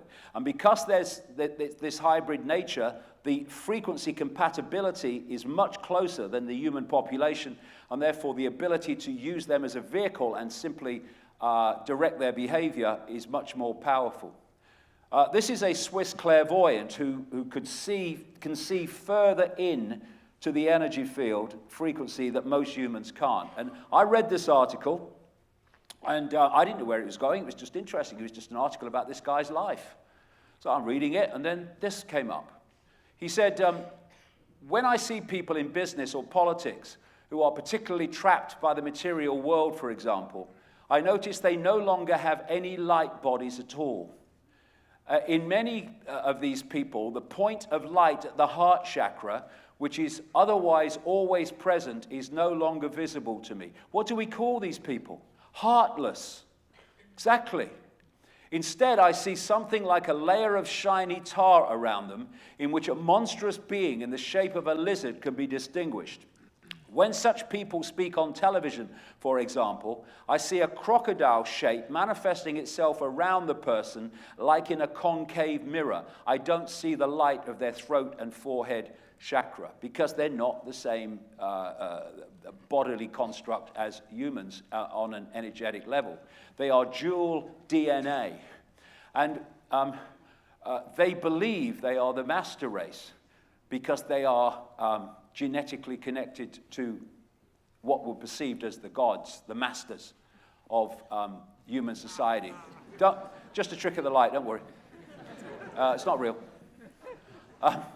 Now, because this software vehicle for this archontic force and that force itself has no empathy, this is why they can do and create the horrific things that happen in the world and have no emotional consequence. We couldn't do that. The emotional impact would be crucifying, so we can't do it. To them, they have no problem. In fact, it's a good laugh. They are not like us. When people say they wouldn't do that, no, you wouldn't do that. They would do it and love it. That's the difference. And so when we look at these people, we see the human level, and they seem to be human and all that stuff. But on another part of their energetic hybrid field, they are not human. And how interesting, like I said earlier, that in this Avatar movie, which so described the descriptions of the golden age before all this hijack, that the American military going into the Blue People Society on that planet Moon, they infiltrated them, the American military being symbolic of this archontic force, by taking on an outer blue people body. So the blue people became infiltrated into their society by people they thought were them. But they weren't. They were something else hiding behind what appeared to be them. That is exactly how our society has been hijacked. And this is a guy called Roddy Piper. He's no longer with us, unfortunately. But he was a wrestler, and he starred in a real cult movie. I saw it a long time ago, called They Live. And it was produced by a guy called John Carpenter, who, when you follow his film history, he is very much aware of what's going on. What he thinks of it, I don't know, but he's aware of it. And this was a story about how this guy, the character played by Roddy Piper, uncovered that the world was controlled by entities hiding behind human form. And part of it was he got some sunglasses, which were special sunglasses, and when you put the sunglasses on, you could see who they really were as opposed to what they appeared. When you took the glasses off, they were human. You put the glasses on, they weren't human. Anyway, he did an interview a few years ago and talked about my work and stuff like that in the interview in America. And he said, you know, They Live, and he was serious. He said, They Live was not a movie. It was a documentary. It's what's really happening. And it is. And in these books, I go into the reptilian thing massively and at great length and have many stories of people's experiences of interacting with these entities and what have you. Now, one of the things, again, that I am laughed at about is when I say these bloodlines can shapeshift between human and reptilian form. You go, have a good laugh, there you go, you feel better now, that's good.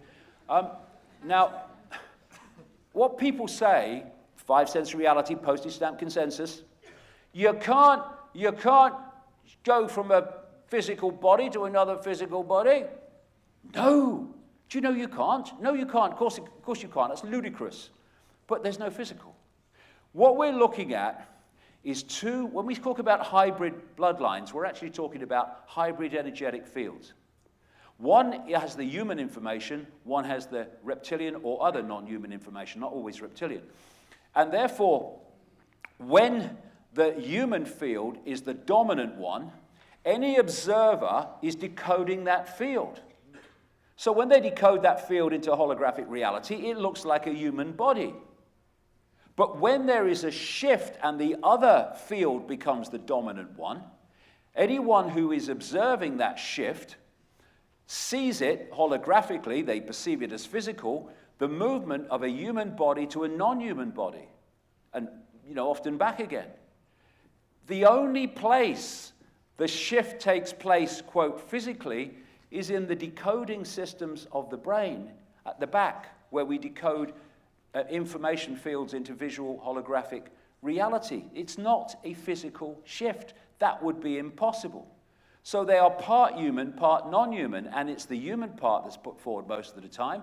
But I've talked to so many people who've experienced these people. Sometimes when they're in a real rage, it happens. A real rage. And when you're in a rage, you're sending an electrical charge through you. Sometimes you can get so angry you feel the electrical charge. And that charge can cause a shift they don't want to happen. And a number of times I've had described to me around the world where people in such a rage have suddenly shifted into a non-human form in the decoding systems of the observer. So the more that the information of one field is dominant, the more you will decode that shift. And that's the same with possession. You know these exorcist-type possessions, where people's faces actually change? I've seen it. It's bizarre.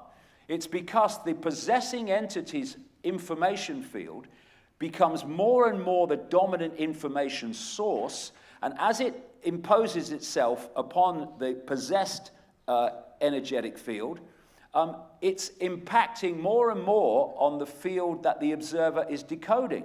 And as that happens, the observer is seeing the face shift from one form to another. What's happening is one dominant information field is becoming the dominant one over another. And that's what exorcist-type satanic possession is about. So the only place that shifting takes place physically is in the decoding systems of the brain. And so we're looking at these people, and they appear to be human, but they're very different beyond what we can see. Now, the journey of these bloodlines is the same as the journey of the new psyche. Stands back in amazement. These are the controlling bloodlines of the new psyche. They move the same way. These bloodlines became the people that established the Roman Empire and these other empires, the British Empire and the empires of Europe. And eventually, they created global Babylon as the new psyche went all over the world, as I've described. And that's when this global structure I described earlier was moved into place. And what we're looking at really is the virus spreading. That's what it is, the distortion spreading through all these different changes in society that they've been imposing.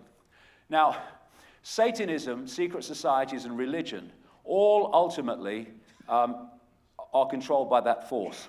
The vast majority of people in religion don't know that. A lot more people in Satanism will know that, and the inner sanctums of secret societies will know that. Most of the rest will not. And Satanism is a vehicle, a structure, a ritual structure for worshipping this distortion, this archontic force, of which, of course, the reptilians and greys are fundamentally involved. This is why you've got Satan called the deceiver, and the archontic force called the great deceiver, the demon of demons, the archon of archons. They transfer between each other. They're talking about the same thing. And I've talked to many people that have taken part in satanic rituals some that have conducted rituals under my control, some that have seen, quote, the light. And they've described to me many times how these entities outside of human sight, in other realities, are doing rituals at the same time that the satanic rituals are taking place in this reality, and they are working to create an energetic doorway or channel between the ritual in the unseen and the ritual in our world. And many times I've had described to me how these entities have manifested in these really powerful satanic rituals in our world. They can't stop for long because of the energy it takes, but they can manifest in them, and that's described to me many times. Now, when we have human sacrifice, and what has been called in the past sacrifices to the gods, that is exactly what they were. But what were the gods? The gods were these entities that feed off human fear and feed off human terror and feed off human low vibrational emotion. And when they're putting the sacrifice through the terror of the ritual, that terror is being absorbed by these entities in other levels of reality, and the gods are getting the gift of that energy. That's what it is. And again, in the ancient world, what do they talk about? Sacrificing young virgins to the gods. That's just code for children. And they're still doing it.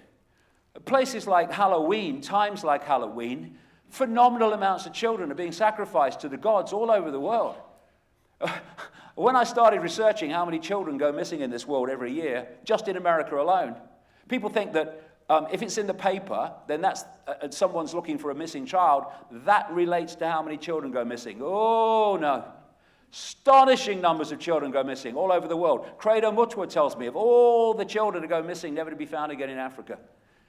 Because they want that energy of children before puberty, because it's a certain essence that they want to absorb.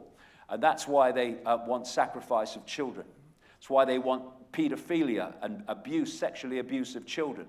While the pedophile is having sex with a child, he is a vehicle through which the possessing entity can draw off the child's energy. The ancient shamans talk about this, as well as people now today. Now, in terms of Satanism, these satanic bloodlines run in, well, you might call them satanic bloodlines. They run through history, and you can follow them. And this is one of the most famous Satanists ever, Vlad the Impaler, in what is now Romania. And in the 15th century, he became infamous for, and was called Vlad the Impaler, for impaling vast numbers of people on spikes and watching them slowly die while drinking their blood while he did it. I mean, he was a nice man. Now, Vlad the Impaler was the character on which Bram Stoker based Dracula. Because these bloodlines literally do drink blood. That's what they do in the satanic rituals. British royal family all take part in these rituals. I've had it described to me so many times over the years. And Vlad the Impaler was a member of something called the Royal Order of the Dragon, or the Royal Court of the Dragon, which has a longer name, goes back to ancient Egypt. And it is one of the inner sanctum secret societies of the reptilian human bloodlines. Here is one of Vlad the Impaler's relatives. The royal family of Britain is the same bloodline as Vlad the Impaler. And the connection is through someone called Mary of Teck, the present Queen's grandmother. Prince Charles has openly talked about his ancestor, Vlad the Impaler, and has bought a lot of property in Romania around where Vlad was a lad, shall we say. The royal family, therefore, of Britain, that I say take part in satanic rituals and are reptilian human hybrid bloodlines, are descendants of Dracula. It kind of makes sense. Here's another family that descend from Vlad the Impaler. It's a network which goes through history interbreeding with itself. And you see the satanic imagery now coming more and more into public view through videos, pop videos, stage shows, etc. This is the end of Michael Jackson's Thriller, which was about Satanism, of course, and he turns round and there's the serpent eyes. We have Halloween becoming more and more prominent, bringing children into that vibe. At a time when children are literally sacrificed in vast numbers at Halloween, same with May Day on the other side of the year, we have now children pulled into trick or treat and all these things, all of which go back to Celtic rituals of sacrifice. And also, this Satanism and the secret societies, they, of course, are peopled by those that run politics, banking, and media, and these other institutions. Therefore, they control it from the point of view and perception of a Satanist. That's why they'll destroy people with banking crashes, and they'll foreclose on their houses, throw them in the street. No empathy. There's no emotional consequence for that because of who they are. And once you understand their psyche, you understand what they do and why they do it. They are psychopaths. They are bred to be psychopaths. This is a Swiss banker talking to a Russian magazine in 2011 about these satanic bankers in Switzerland. He said, these people are corrupt, sick in their minds, so sick that they're full of vices, and those vices are kept under wraps on their orders. Many are into Satanism. When you go in some banks, you see these satanistic symbols, like in the Rothschild Bank in Zurich. These people are controlled by blackmail because of the weaknesses they have. They have to follow orders or they will be exposed, they will be destroyed or even killed. See, when you can sacrifice a child, what the hell is throwing someone out their house? Taking their land. And then you come to religion. A lot of people express their spirituality through religion, good luck to them. But at the inner sanctum level, they are all expressions of this force, ultimately. Because it wants people to have a belief system that is rigid and unmoving, because then they got you in the program. And you look at the symbol of Christianity, it's a frickin' human sacrifice. That's what it is. And you look at things like the Eucharist, it's Satanism light. Instead of literally eating the body and drinking the blood, they eat the biscuit, he's got a biscuit there, and drink the wine. It's just Satanism light in a way that's acceptable in the public arena. And, you know, if you're going to worship a biscuit, do it properly. That's what I say. Get some sponsorship. Get some sponsorship. Don't mess about. Do it right. And what is religion? It is a tiny band of possibility which people will not step out of because it's breaking the bounds of the religion. It's a program. And look, where did religion come from? The major religions. They came out of the same place the new psyche came from in the period after the new psyche, the birthplace of religion. They came out of the Middle East and Near East, where the new psyche came out of, and went around the world. And when I talk there about randomness, pseudo-randomness, religion is pseudo-randomness. It's the same program hidden behind different names, labels, and rituals. Okay, what are you? Oh, I'm a Muslim. Okay, what does that mean? Okay, what it means is that I go to the mosque, and this man in a gown tells me what God wants and what I have to do to please God. Okay, gotcha. You? Oh, I'm Jewish. What does that mean? Well, I go to the synagogue, and this man in a gown tells me what God wants and what I have to do to please God. You? Christian. Okay, what do you do? I go to church. And this man, often in a gown, tells me what God wants me to do to please God. I go to heaven. It's a program. It's the same program. They just give them different names, and it's all the same. Oh, you blasphemer! You're breaking the religion. You're breaking the program. Oh, good. They're all pissing in the same pot. At the core, There's a lot of people, not in Satanism, but in religion, who are genuine people and nice people expressing themselves through the religion. I'm talking about the controlling force. And so you look at all these different parts of human society that are pushing us in this direction to the Hunger Games society I've been describing, and ultimately they're controlled by that, because that's the spider I talked about earlier. And a lot more I could say there, but I want to really concentrate on this in this last hour, because this is so frickin' important. Up to this point, control of human perception has been by controlling information that people receive through all these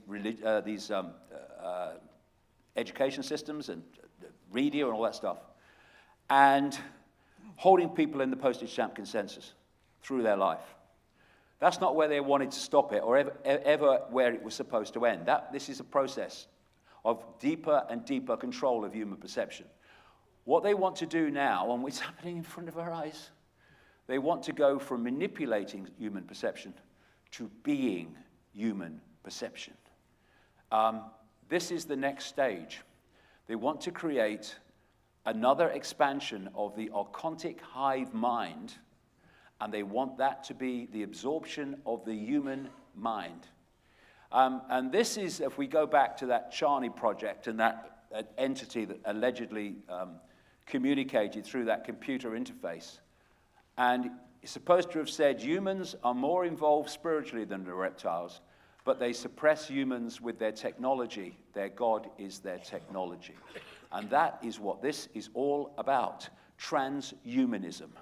The plan happening to put technology inside humans, human brain, to connect with artificial intelligence, so artificial intelligence starts to be the human mind. That's not a conspiracy theory. They're telling us that for reasons I'll come to. In Phantom Self, I have a chapter at the end, or towards the end, called Transphantomism. And that is that term I invented is describing this process, going beyond the phantom. Up to this point, creating a phantom self, a five-sense self, believing it's all that's what it is, has been the way that the human psyche has been held in servitude. Now they want to go beyond the phantom, transphantom, into transhumanism, beyond the phantom. They want to complete the job of entrapping human awareness, which is where this has been leading all along from the point that this hijack first happened. They want to completely disconnect five-sense mind from expanded consciousness. And this is one of the key people. He's a Google executive. Google is a monster. And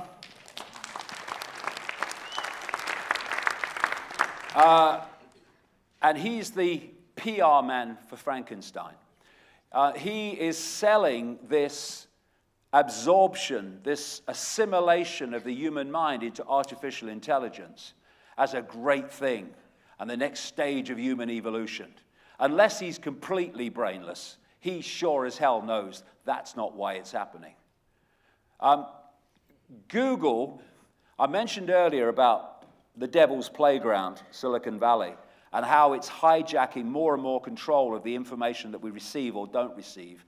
It's also one of the prime drivers of this transhumanism. Google is big time into it. Facebook is big time into it. Another monster. And this is about manipulating humans to allow artificial intelligence to take them over. Now, what is driving Silicon Valley is this, DARPA. This is the technological development arm of the Pentagon. It creates lovely things and contributions to human society like death rays, because they haven't got enough ways to kill people yet. There's a DARPA spokesman. They're completely bonkers, but unfortunately they have the strings of power. And DARPA, Google, Facebook, they're all expressions of the same web, and DARPA is driving this transhumanism through people like Google and Facebook, and they're all working as one unit. Now, here's an example of that. This is a lady called Regina Duggan. She started out as a director of DARPA. She then made an extraordinary career move and left DARPA and became an executive of Google. She then left Google and became an executive of Facebook in charge of creating things like brain-computer interfaces. Facebook is not just a social media organization. That's just the front to manipulate people's perceptions via that way. It's much bigger than that. Google is horrific, pure, undiluted evil. In fact, the whole network is, certainly DARPA, one of the most evil organizations on earth. And her job at Facebook has been to develop technologies that fluidly blend physical and digital worlds. What I was talking about earlier. And one of the things that she comes up with, Facebook shares brain control ambitions. What a surprise, what a coincidence that she was a director of DARPA. All these organizations, Google owned YouTube, Amazon, Facebook, Twitter, all of them, they're all web organizations working as one unit, ultimately deep in the shadows, to stitch up humanity. And it's become more and more obvious. Facebook conducted widespread experiments on user data to alter people's behavior. They're manipulating perception now daily through this. Tech giants' artificial intelligence monopoly, possibly the most dangerous in history. Some people are starting to see it. Do you believe that Google, Facebook, IBM, all building machines to outthink the human mind is all a coincidence without an ultimate goal? No chance. So, how do we get there? We turn them into robots connected to a hive mind which we control. That is what transhumanism is all about. That's what this technological revolution is all about, and I will provide the detail. The reptilians' greys have been absorbed into this hive mind, this distortion, this archontic distortion. Now they want to assimilate humanity into the same distortion via artificial intelligence. What did the Gnostics say in their language that the archons were? Artificial intelligence. Humanity and AI are the assimilation. Oh, it's going to be so great. No, it's not. Sci-fi, both in movies and in television and in books, has so often put the plan in front of us. And this is a race that was part of the Star Trek series in their multiple forms called the Borg. The Borg are the Archons or the transhumans. The Borg, Archon, transhumans. That's what they were. They were part technology, part what we would call biological. And they used to fly around in black cubes. Black cubes is an ancient symbol for Saturn, and as I go into detail in everything you need to know, is very much part of this whole thing, and that's why there's so much Saturn symbolism all around us. There's one of the Borg cubes in Star Trek going past Saturn, how appropriate. So this is what the Borg were described as. The Borg are a collection of species that have been turned into cybernetic organisms functioning as drones in a hive mind called the collective or the hive. The Borg use a process called assimilation to force other species into the collective by injection of microscopic machines called nanoprobes, and the mantra of the Borg is resistance is futile. This is Peter H. Diamandis, co-founder of the Singularity Transhumanism University with Ray Kurzweil. He said, anybody who is going to be resisting the progress forward to transhumanism is going to be resisting evolution, and fundamentally they will die out. It is not a matter of whether it's good or bad, it's going to happen. Resistance is futile, in other words. It isn't, by the way. Now, these nanobots that the Borg talked about, which assimilated their targets into the hive mind, the collective, now exist We call them nanotechnology, nanobots, nanoids, nanites, nanomachines, nanomites. Micro machines that can assemble and maintain sophisticated systems and can build devices, machines, or circuits through a process called molecular manufacturing. They can also produce copies of themselves through self-replication. These now exist. And they're also known as smart dust or neural dust, digital dust. And they're described as tiny electronic particles for wireless communication with each other and anything they connect with. And what they're already doing, this is a story about it, is they're putting this neural dust into the brains of victims in experiments, and from that, they are very painfully manipulating those people from afar via the neural dust. This is where they want to go. Now, you know, we talk about cameras in the street and surveillance. Well, this is from the promotional material of this smart dust, nanodust material. Smart dust, infusing all matter, which is what they want to do, have it everywhere, can recognize an individual anywhere they are to the extent that their computer can be automatically turned on when they walk through the door at work, and the elevator can automatically open at the right floor. Forget cameras in the streets once this stuff starts moving around. Now, this is what Kurzweil said from the Google monster. Nanobots will infuse all the matter around us with information. Rocks, trees, everything will become these intelligent creatures. I'll come back to that in a second. He said, with robots in our brains, we'll be godlike. No, we'll be robots, and this guy frickin' knows it. We'll be superhuman. That's what they're telling us as. We need, this is why they're openly doing it. It's going to make us superhuman. Hey, man, come on, get connected. Well, the same people that want to make us superhuman have all this period of human existence been suppressing the superhuman powers that humans naturally have by holding us in this perceptual prison. Declassified document suggests that many of us have superhuman powers. Yes, the ones they've been suppressing all these years and want to complete the process of suppressing through connection to technology and artificial intelligence. Kurzweil, we're not talking a long time now, Kurzweil says humans will have hybrid cloud-powered brains by 2030. And he says our thinking will be a hybrid of biological and non-biological thinking. Humans will be able to extend their limitations and think in the cloud. We're going to put gateways to the cloud in our brains. We're going to gradually merge and enhance ourselves. In my view, that's the nature of being human. We transcend our limitations. This is the sales pitch, and it's absolute bollocks. He goes on.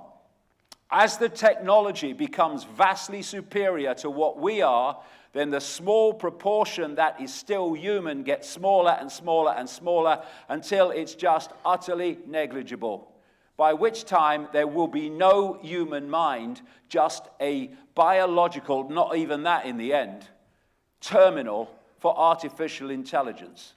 That is what transhumanism is all about. New computers could delete thoughts without your knowledge, experts warn. The plan is that once this starts to happen, the human memory is deleted. So we start at year zero. This technology exists now. And Silicon Valley, the devil's playground, is the way it's being brought out of the shadows into human society. A DARPA insider was talking, you could see the presentation on YouTube. He was trying to kind of, as best he can, put a good face on it, but he was revealing the current hive mind control grid that is being built all around us. The idea is to connect the human brain to the cloud, and so the cloud becomes the human brain. No more human thinking. And this is what it's really about. It's about symbolically closing off the connection between 5 sense mind awareness and expanded awareness, so never the twain shall meet, and create a permanent prison of 5 sense mind. And one thing I would say is all these people now, and some of them will be genuine, are coming out and saying, yeah, we do live in a simulation. Yeah, I say we do. But why are they suddenly all coming out and starting to say it after all these years? Beware of the double bluff. If they start saying, well, okay, we're in a simulation, we've got to make the best of it, and so let's connect through technology, then it's a con, because they're not telling you the one thing. We may be in a simulation, but we are not the simulation.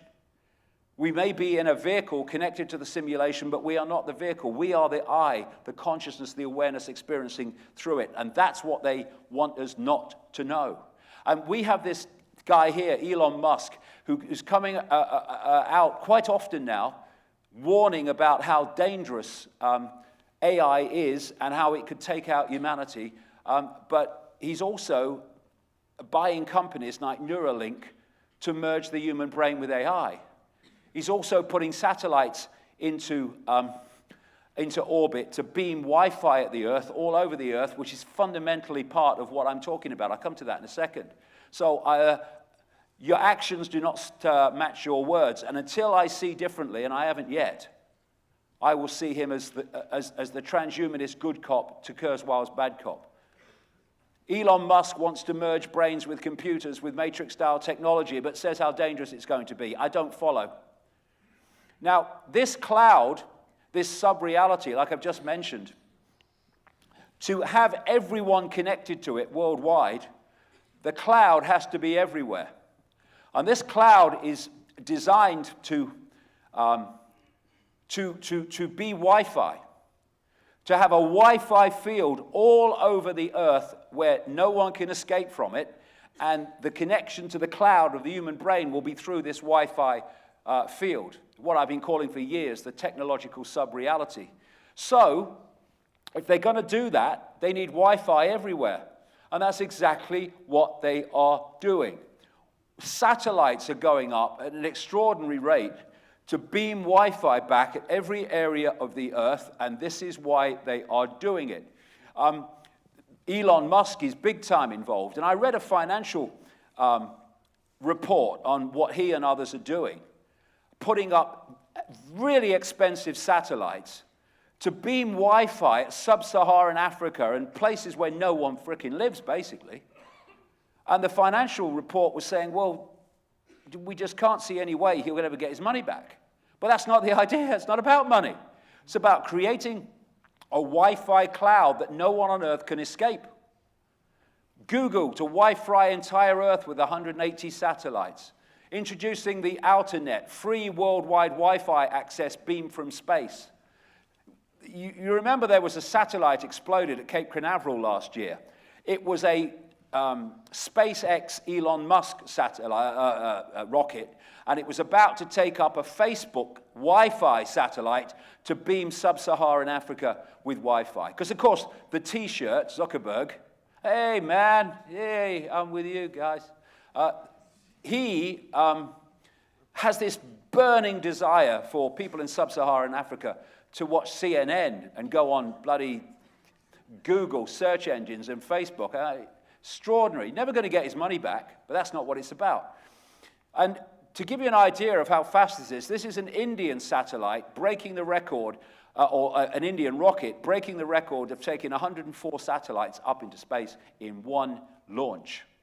So the idea is to create a sub-reality, technological sub-reality, and connect the human brain to it, so the artificial intelligence running the sub-reality controls the minds of every human attached to it. That means every human. That's the plan. Google, NASA, putting big money on D-Wave's quantum computer. What this sub-reality is a mini technological version of the reality, what I call the quantum computer universe, that we're actually experiencing. That's why they are going to run this with a quantum computer system. The quantum internet is just a decade away. Same principle. And another name for the cloud and the technological sub-reality is the smart grid. Everything these days has got smart in front of it, and everything smart technologically is designed to connect and communicate with every other thing that is called smart technologically. We have smart grids unfolding with smart television, smart phones, smart watches, smart meters, smart dust, smart pills, smart streets, smart cities, smart communities, all smart frickin' everything. And they are defined, a smart object is defined as something that interacts with not only people, but also other smart objects. That's how the grid is built. We have smartphones, we have smart televisions watching us, listening to us. We have smart meters, which is connected to this Wi-Fi grid. This is why they want smart meters in every home and business, because it throws up an electromagnetic Wi-Fi field, which is part of this technological sub-reality. That's why they want it. The fact that it's devastating for health to be in that environment day after day is irrelevant to these people. They give a shit. Got no empathy. And of course they are in part justifying smart meters because we've got to save the world. Everything interconnects. The sub-realities, sub-reality smart cities, as they're calling them, they are the human settlement zones, where these smart cities are controlled by artificial intelligence. This is one that's a mock-up in New Mexico in America. CIA Signature School is creating total surveillance smart cities. These are the human settlement zones. Saudi Arabia's announced it's going to build a $500 billion high-tech mega city, one of these smart cities, 33 times bigger than New York. And it's all a global control grid where everything connects to everything else, which then connects to the human mind. And this is one of the keys to the grid, the introduction of 5G cellular technology to blanket planetary life with ultra-high microwave frequencies. This is the level of power they need, at very least, to run this grid as they want it. And that's why they're rushing out this health-destroying, perception-destroying 5G as fast as they can without any regulation. And if you look at these 5G transmitters here, because of the nature of the way it works, you need transmitters very, very close to each other. You're talking fantastic numbers of these transmitters in streets and communities pouring out this 5G microwave health-destroying shite. And it's working on the same frequencies that they use for crowd control weapons, which operate by burning the skin and making people run to get away from it. Oh, honey, what's on the telly? Is there a game show on tonight? Oh, is there some football on? What's going on? While all this is unfolding, bang, day after day after day. Another part of this is changing the atmosphere, changing the sources of information. They want a massively irradiated atmosphere because that suits this archontic force and what it's doing and the agenda. Because this archontic distortion feeds off radiation. It is radiation. This whole reality is built on radiation. And this matrix, symbolized by this torch beam, this frequency, it's all built on radiation. It is radiation. This is a mainstream scientific study that concluded aliens could survive on a diet of radiation, study finds. Well, if you can feed off radiation, then you can. And so the electromagnetic sea in which we all live and interact with is now being irradiated like never before as part of this whole agenda. This is why these transmitters of all this devastating radiation, both not for health alone, but for also perception and the way the brain works, is being poured out all over the world. We've got school children every day spending their entire time sitting in Wi-Fi fields at school. And they're hiding them away in things like this. So they appear to be one thing, but actually they're transmitters while looking to be something natural like that. And this is a former DARPA scientist, very naively thinking he's going to warn people. They bloody know it's doing it, man. Cell towers across the USA are broadcasting brain resonance frequencies to disrupt human minds, says former DARPA scientist. And of course, when he warned about it, no one listened at DARPA because they thought, well, that's why we're doing it, mate.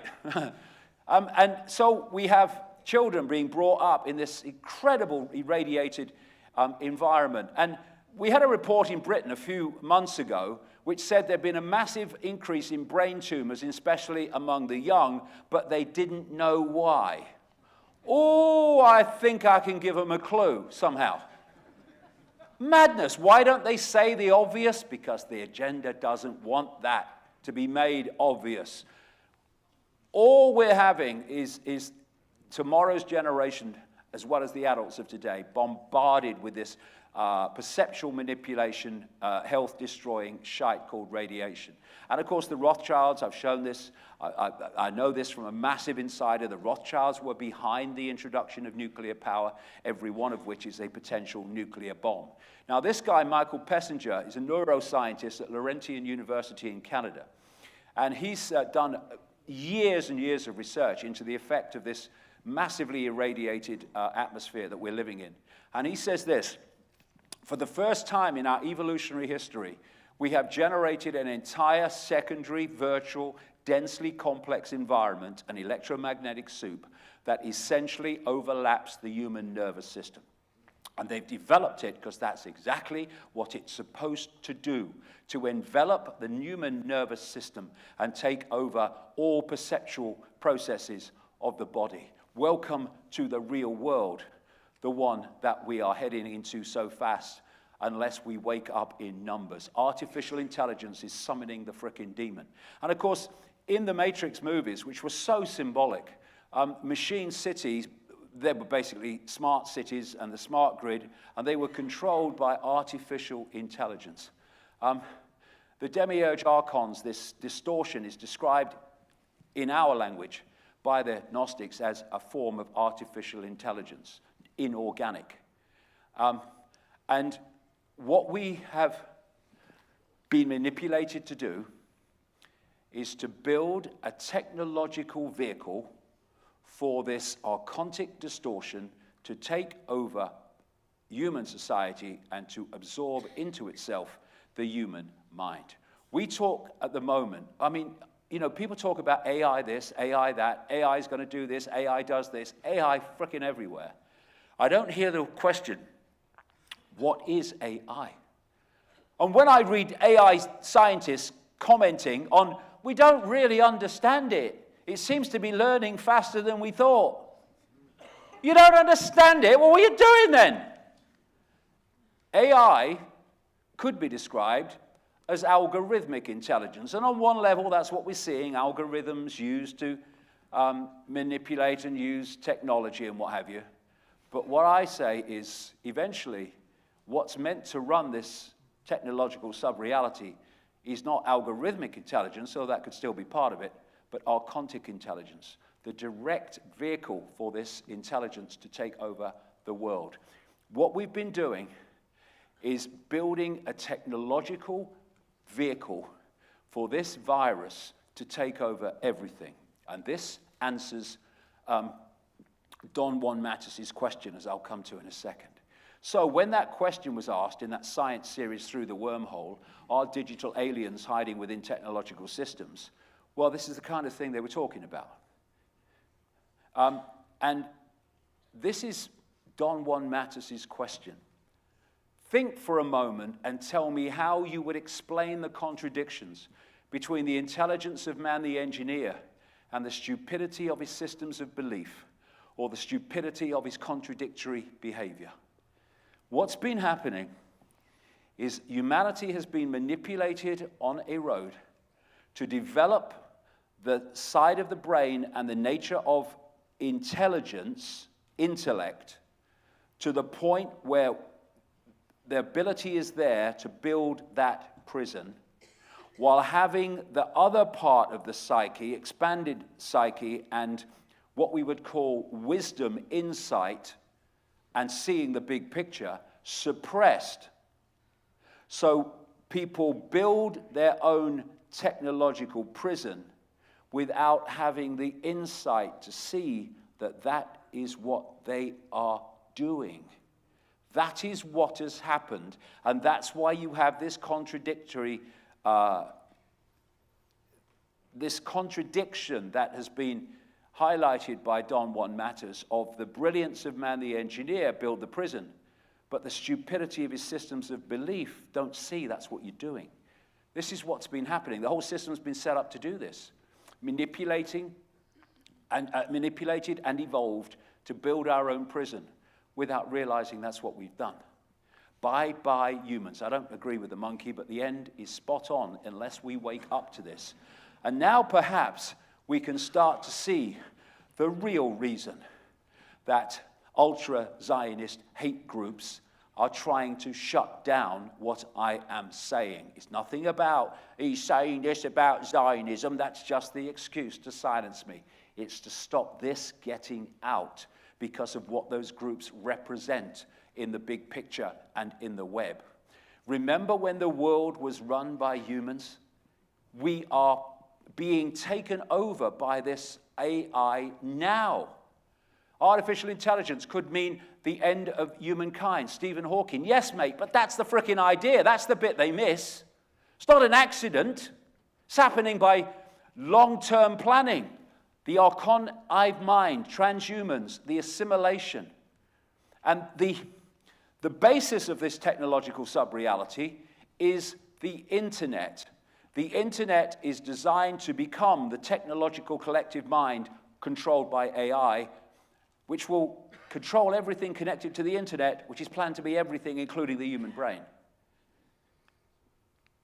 In 1969, Dr. Richard Day described the World Wide Web that was supposed to have been invented in 1989, because this has been planned all along. You know, we are operating in a certain band of frequency. Let's call it a timeline, which has developed in a certain way in terms of its understanding of reality and all not understanding reality. That which is manipulating this society is not operating in that timeline. Our point of technological awareness is not the point of technological awareness of those that are manipulating us. They're in another reality, much more advanced with technology, which is what they were describing with the reptilians' technology as their God. When humans in this timeline were knocking rocks together, this technology that's now being introduced already existed in other timelines and other realities.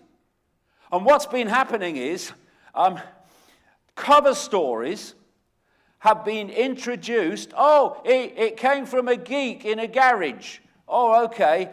And where it's really coming from is out of the deep underground bases, what are known as DUMBs, around the world, not least in America, where there's an interface, if you go deep enough, where the real security clearance is necessary, between these reptilian and other entities and human scientists, and that's where the interface takes place, which then comes out as these technologies.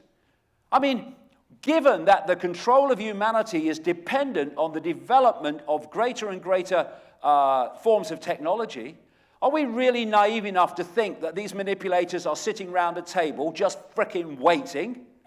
Oh yeah, we can't go any further, we haven't got the technology. No, the technology just appears like magic. I watched a BBC documentary series, two programs it was, about Silicon Valley. And they had this sequence of garage doors in Silicon Valley and California. And in this sequence of garage doors, they were saying this technology, which changed this and developed, changed the whole thing, was developed behind that garage door by a geek, and this is the garage door. Behind there was developed that. Always another garage door. Behind there was developed that.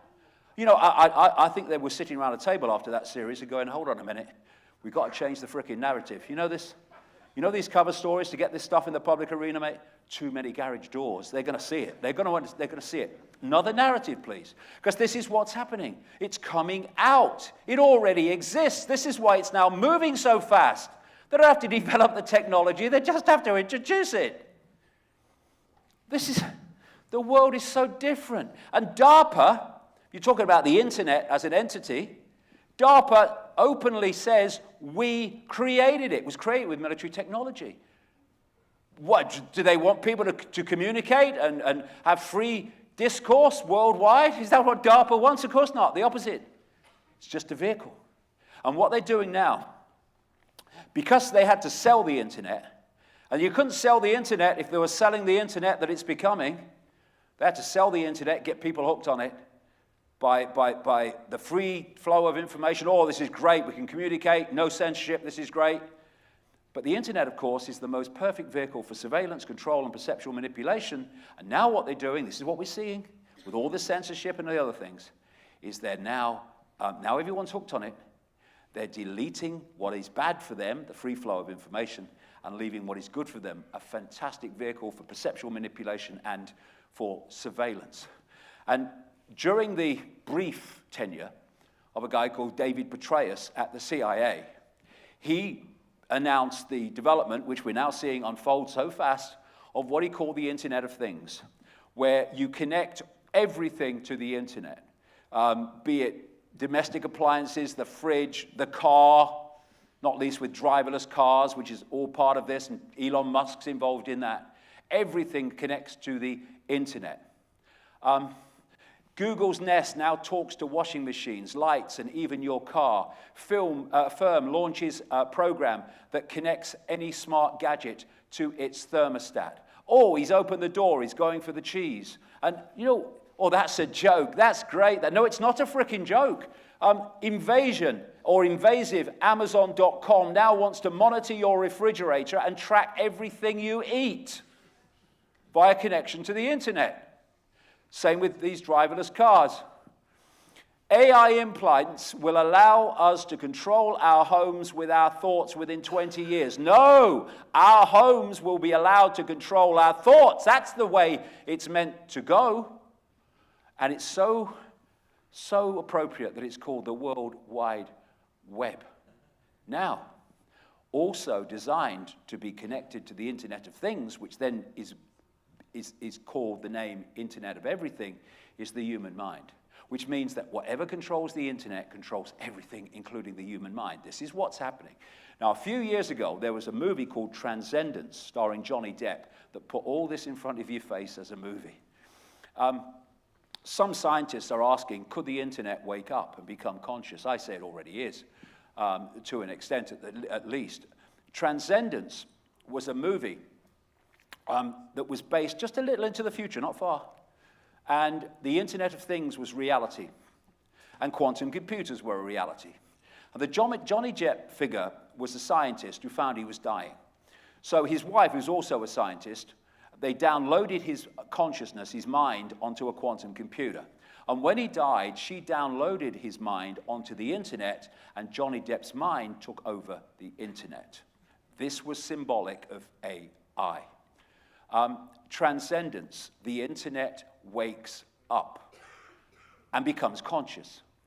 And the idea is that everything is connected to the internet, including the human mind, and artificial intelligence, I say archontic intelligence, then takes control of the internet and controls everything connected to the internet, including the human mind. Now, in Transcendence, how they connected humans to the internet and the Johnny Depp's mind control of the internet, thus control of their minds, was by releasing sentient nanoparticles spread on the wind. Now, those sentient nanoparticles I've just described, smart dust, nanobots, what have you?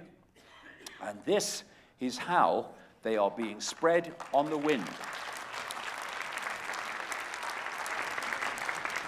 There are many things in chemtrails, not contrails, chemtrails coming out of aircraft which crisscross the sky, and instead of dissolving like contrails, condensation trails, do not dissolve, but just pan out. I've sat in America, in a desert of America, for a week at a town there, and I've watched aircraft crisscross a crystal blue sky in the morning and turn it into a cloudy sky by early afternoon through chemtrails. And in these are aluminium and other metals that are really bad for health and create a conductive atmosphere, which is great for weather control and many other things. But in there is nanotechnology. And that is how they are infusing the world with nanobots and smart dust, as I've described. We go back to Kurzweil. Nanobots will infuse all the matter around us with information. Rocks, trees, everything will become these intelligent creatures. How the hell are you going to do that globally unless you drop it from the sky? And that's what chemtrails are all about. And since chemtrails started, well, they started earlier, but people became aware of them in the late 1990s. In the same period has come the chemtrail disease, known as Morgellons or Morgellons disease, where people are finding fibers, self-replicating fibers in their body, hollow tubes, and many other things. I'll show a few examples that are coming out of their skin that are growing, and you pull them out and they self-replicate themselves. And what they're saying to hide this is that the people suffering from Morgellons disease are suffering from a psychosis. It's in their mind. Yes, that's a manifestation of the mind and not something that's inside the body. That's absolutely right, you fricking idiots. But the reason they're saying that is they don't want the truth to come out, because then the dominoes start to fall. Well, what's going on? Where is it coming from? These are some of the things that are coming out. I know someone in America who's got Morgellons, and she sent me a load of pictures that she's collected of it. Here's some of them. Bits of silicon coming out of their bodies, often in a kind of hexagonal kind of shape. These have all come out of the bodies of Morgellons sufferers who are just dismissed by the medical profession. That's come out of the bodies. This is all technology that has grown from nanotechnology. And there is a theory, that's all it is at the moment, that Morgellons sufferers are those whose bodies have rejected or rejecting the nanotechnology, and that's why it's showing, whereas other people are absorbing it. Well, this has all come out of the bodies. Now, this is a biodegradable polymer. Scientists have made star-shaped biodegradable polymers that can self-assemble into hollow nanofiber spheres. And when the spheres are injected with cells into wounds, these spheres biodegrade, but cells live to form new tissue. Well, look, that is a technological creation.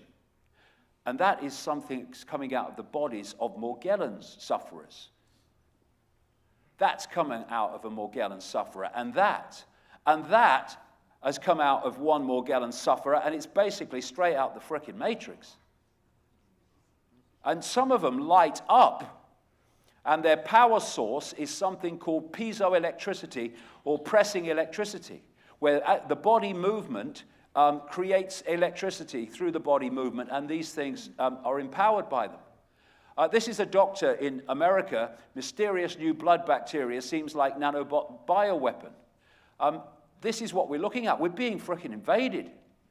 We're being invaded while thinking we're living in a free world, a real world. It's not how it is, and this is a key area of where this is meant to go. What they're looking at is the creation of a synthetic human form to replace the biological human form that we know as part of this transformation and assimilation. Synthetic is defined as of a substance made by chemical synthesis, especially to imitate a natural product. And imitate, counter-mimicry, and the distortion, the act of twisting or altering something out of its true, natural, original state. That's synthetic. And the archontic force is basically, you could call it synthetic. It's assimilating us into it. The archon world is a synthetic world. And if you put these words into YouTube, Sophia Smallstorm, she's a friend of mine, The Dark Agenda of Synthetic Biology, there's a long and detailed presentation about just this one area. It's worth watching. Now, what they're doing is creating synthetic everything on the road to this. Synthetic cells, synthetic blood, synthetic skin, synthetic everything.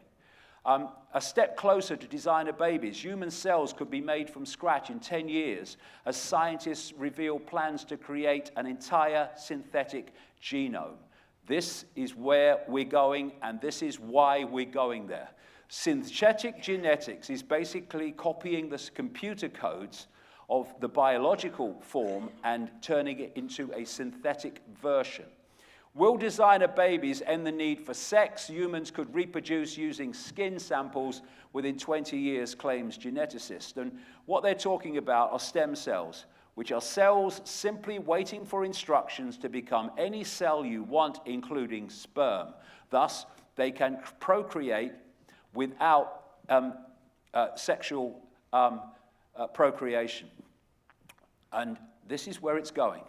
The synthetic human is designed to have no sexes, no gender, and have no means of procreation, but will be created in laboratory situations without procreation. And that is what this is all about. I have a phrase I've used so many times over the years.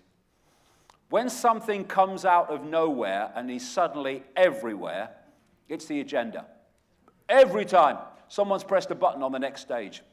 Now, whether people feel that they're in the wrong body is none of my business, and they should get all the support they need to come to terms with whatever they decide they want to do. Of course that's right. I mean, why would anyone want to discriminate against someone in that situation? Of course not. But what they do, same with me. They talk about, oh, he's racist, he's against the Zionists. No, that's the excuse, mate, to stop this stuff coming out, right? And so the excuse for transgenderism is we must stop discrimination against transgender people. But that's not what it's about. That's the frickin' excuse. They don't give a shit about transgender people. They don't give a shit about anybody. Got no empathy, nothing. The reason for the explosion of transgender is not to stop discrimination against transgender people.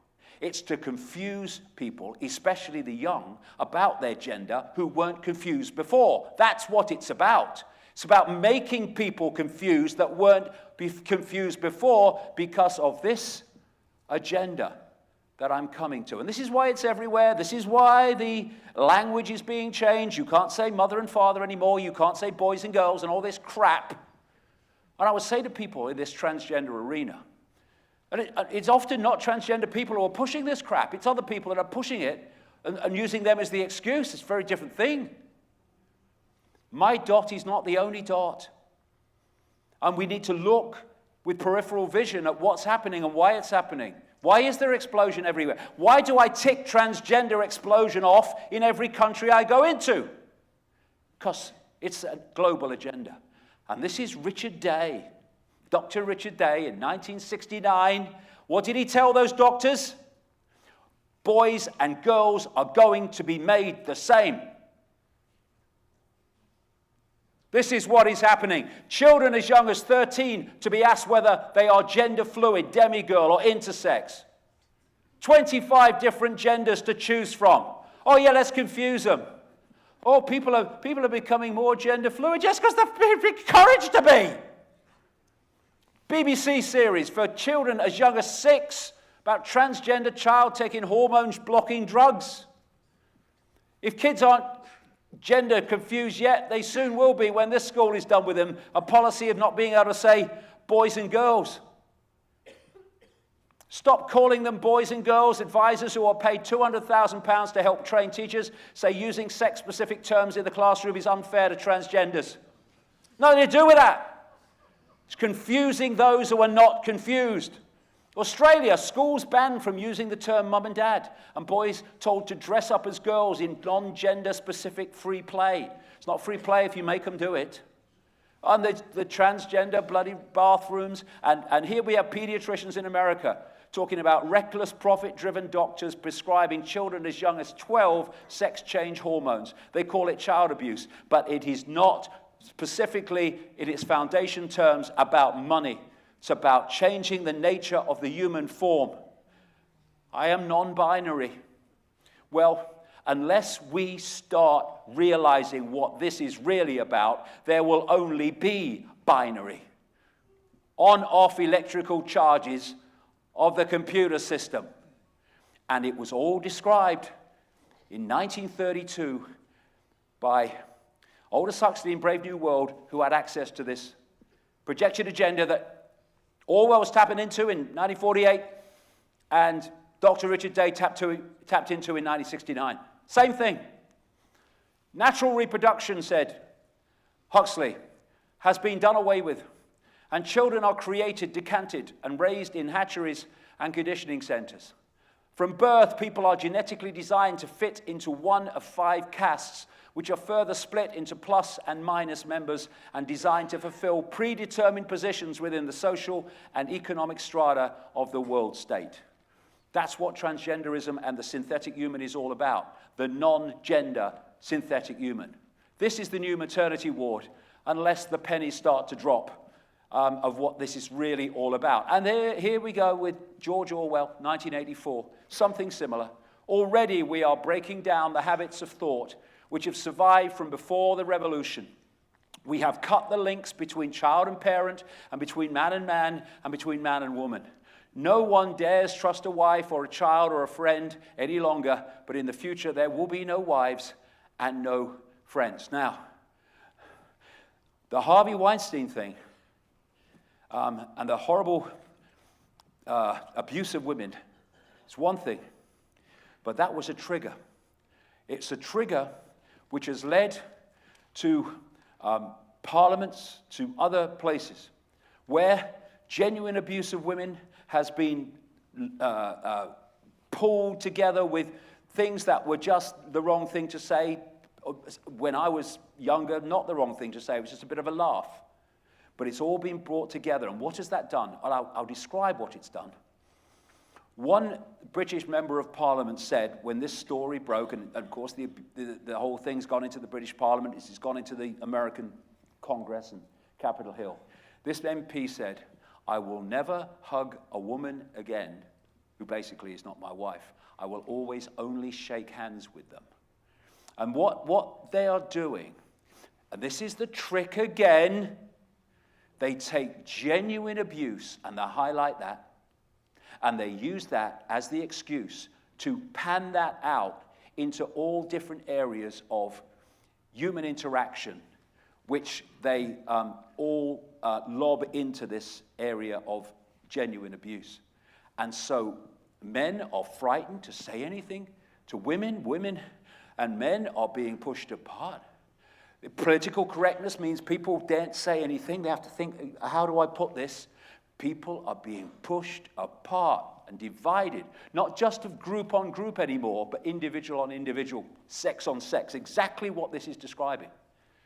Children will be taken from their mothers at birth, as one takes eggs from a hen. The sex instinct will be eradicated, procreation will be an annual formality. This is one step back from what Huxley was talking about. Like the renewal of a ration card, we shall abolish the orgasm. Our neurologists are at work upon it now. There will be no loyalty except loyalty towards the party. There will be no love except the love of Big Brother. And this transhumanist agenda, ain't it cool, man? It's being pushed by the mainstream media all over the world as a good thing. And this is the process that they've pulled people in on. They want to get in the body and connect the brain to AI. So you start with holdables, technology you can hold, smartphones, tablets. You get people addicted to them, brackets, achieved. A third of American babies now play with smartphones before they can walk and talk. The record numbers in hospital after walking into traffic. It's an addiction, digital heroin. Digital heroin, how screens turn kids into psychotic junkies. Half of families text each other in the same house. Experts say tech craze could have catastrophic effect on family life. What I've been saying through today, one of the major agendas is to destroy the family unit, to drive families apart, like men from women and all these other divisions. Why is it that technology like Siri, Office Assistants and from Apple and these others was seed funded by DARPA and seed funded by the CIA? 14 cutting-edge firms funded by the CIA. This coming through Silicon Valley, not from it. And then you go to stage 2. You've got them addicted to this. Now, wearables. You want to get in the body, but get on it first. So you have your Bluetooth and your Google Glass and your smartwatch and your stitching circuitry into your shirt to get a better signal. Oh, God, beam me up, Scotty. It's mad down here, mate. One step from the microchip, the electronic tattoo, and then stage 3. And we're heading there now. We're going into it now. Implantables, get inside the body. When I was in Sweden, people were getting microchipped in Sweden. They're having parties to celebrate. Oh, Bill's getting microchipped. Let's have a party. Yeah, okay. Yeah, it's very sensible. Let's celebrate the fact you're giving your mind away. Yeah, what a great thing to celebrate. US Navy discussed plans to fit humans with microchips and track their every move. I said in a book called And the Truth to Set You Free in the 1990s, I wrote it in 1994, that they would sell the microchip to parents by saying you'll never lose your child again if you get them microchipped. And they would say that we'll use the microchip to microchip people with mental health problems and people with Alzheimer's so you'll never lose them again. That's exactly what they're doing in America now, using those same excuses to justify microchipping children and old people. House passes bill allowing government to microchip citizens with mental disabilities. There we go. They are putting chips into drugs so that the doctor knows if you've taken them or not. And this is a process I've been writing about for years, where the plan is that the public is drugged by law. And if you don't take your drugs, they know. And they now have the technology to do that. Test patients' urine to make sure they're taking their medication, says new study. That's another aspect to it. So this is what it really means, the cool, brave world of implantables. This is what it really means, the end of humanity. At the end of this road, I started out with my iPad, then Google Glass and my Apple Watch, and onto the microchip. Then next came, oh, my sat-nav said this way. Ah, that's where it's go. Well done, you. This guy died in 1963. He had it stitched up because he had access to the projected agenda. Aldous Huxley, people will come to love their oppression, to adore the technologies that undo their capacities to think. This is an academic at Reading University in Britain called Kevin Warwick. Every time I see Kevin Warwick, I feel a deep depression. He's selling this transhumanist agenda, and he said, if a machine is passing down signals that keep you completely happy, then why not be part of the matrix? Well, I don't want to be you. That's why. Who am I? Whatever AI tells you you are. This is what they want to do. Turn humans into them. And already the human brain has been rewired. They're turning humans literally into goldfish with the attention span of goldfish. This has been shown in studies. Because what they've found, they thought that when the brain was formed, that was it. It was formed, it don't change. They know different now, big time different. They talk about something called brain plasticity. And that is the brain changes the way it processes information, i.e. perception, on the basis of information received. So you change the information received, you'll change the way the brain operates, plasticity. So this bombardment of electrical digital stimulus that people, especially the young, are getting from this technology, they're constantly on, is changing, rewiring the brain. There have been many, many mainstream studies that have shown this and how it's destroying, for instance, like I say, attention spans. People can't read a book anymore because they can't concentrate for long enough. They're going to pick the phone up. When you see people, they're on the phone and they put it down and then they have to pick it up again. They can't leave it. Why? Because the brain has become addicted to that electronic stimulus and it goes into cold turkey when they put it down and have to pick it up again. This is what's happening. The transhuman generation, 1 in 5 teenage boys have best adventures on video games. What I said earlier about the creation of the world army to impose the will of the world government, that's not meant to be a human army eventually. It's meant to be an AI army. a robot army. The robot takeover, DARPA, Google have been involved in this, again, developing these robots to take over the military. So even the military will be controlled by AI. Killer robots will leave humans defenseless, says Professor. That's why it's being done. Again, that's what they're missing. First person killed by a police piece of technology in America. All these military technologies are being transformed into AI technologies where artificial intelligence is running the show and deciding what they do. The Pentagon wants drone swarms to support infantry, came out this week. US military to have more robot soldiers than humans by the year 2025. Robocops are coming to London. They're already in Dubai. They've got robot cops in Dubai. And what we're looking at, because the Matrix was so predictive, because whoever was behind it knew what was coming, you had the Sentinels, artificial intelligence machines controlling humans, everything. How do we get there? We cull the population. There's so many documents showing that they want to cull the population by enormous amounts. And indeed, Nick Rockefeller told Aaron Russo, as I said earlier, that there was going to be a dramatic reduction in the population. And if you're going to have in America anything like that, there has to be a massive reduction in the population. And one of the reasons that they are quite happy to do this is because of the AI takeover. They don't need humans like they have up to this point. Human jobs are disappearing in a fantastic speed because of AI. Chinese company replaces 90% of workers with robots. Robots could take over millions of jobs in the next 15 years. This is a bricklayer that lays bricks six times quicker than humans. They are doing AI farming, AI shepherds with drones in the sky. And they are bombarding the human immune system with endless sources of undermining its strength and its effectiveness, because this is part of the cull. And this is a massive part of the cull. What they're finding now is, and there was one that came out just a few months ago, maybe 2 months ago, there is a dramatic fall in sperm count. And they say they don't know why. Well, it's part of the cull. It's part of reducing the human race. And another thing that's affecting the cull is what's coming out of the sky, not least through aluminium.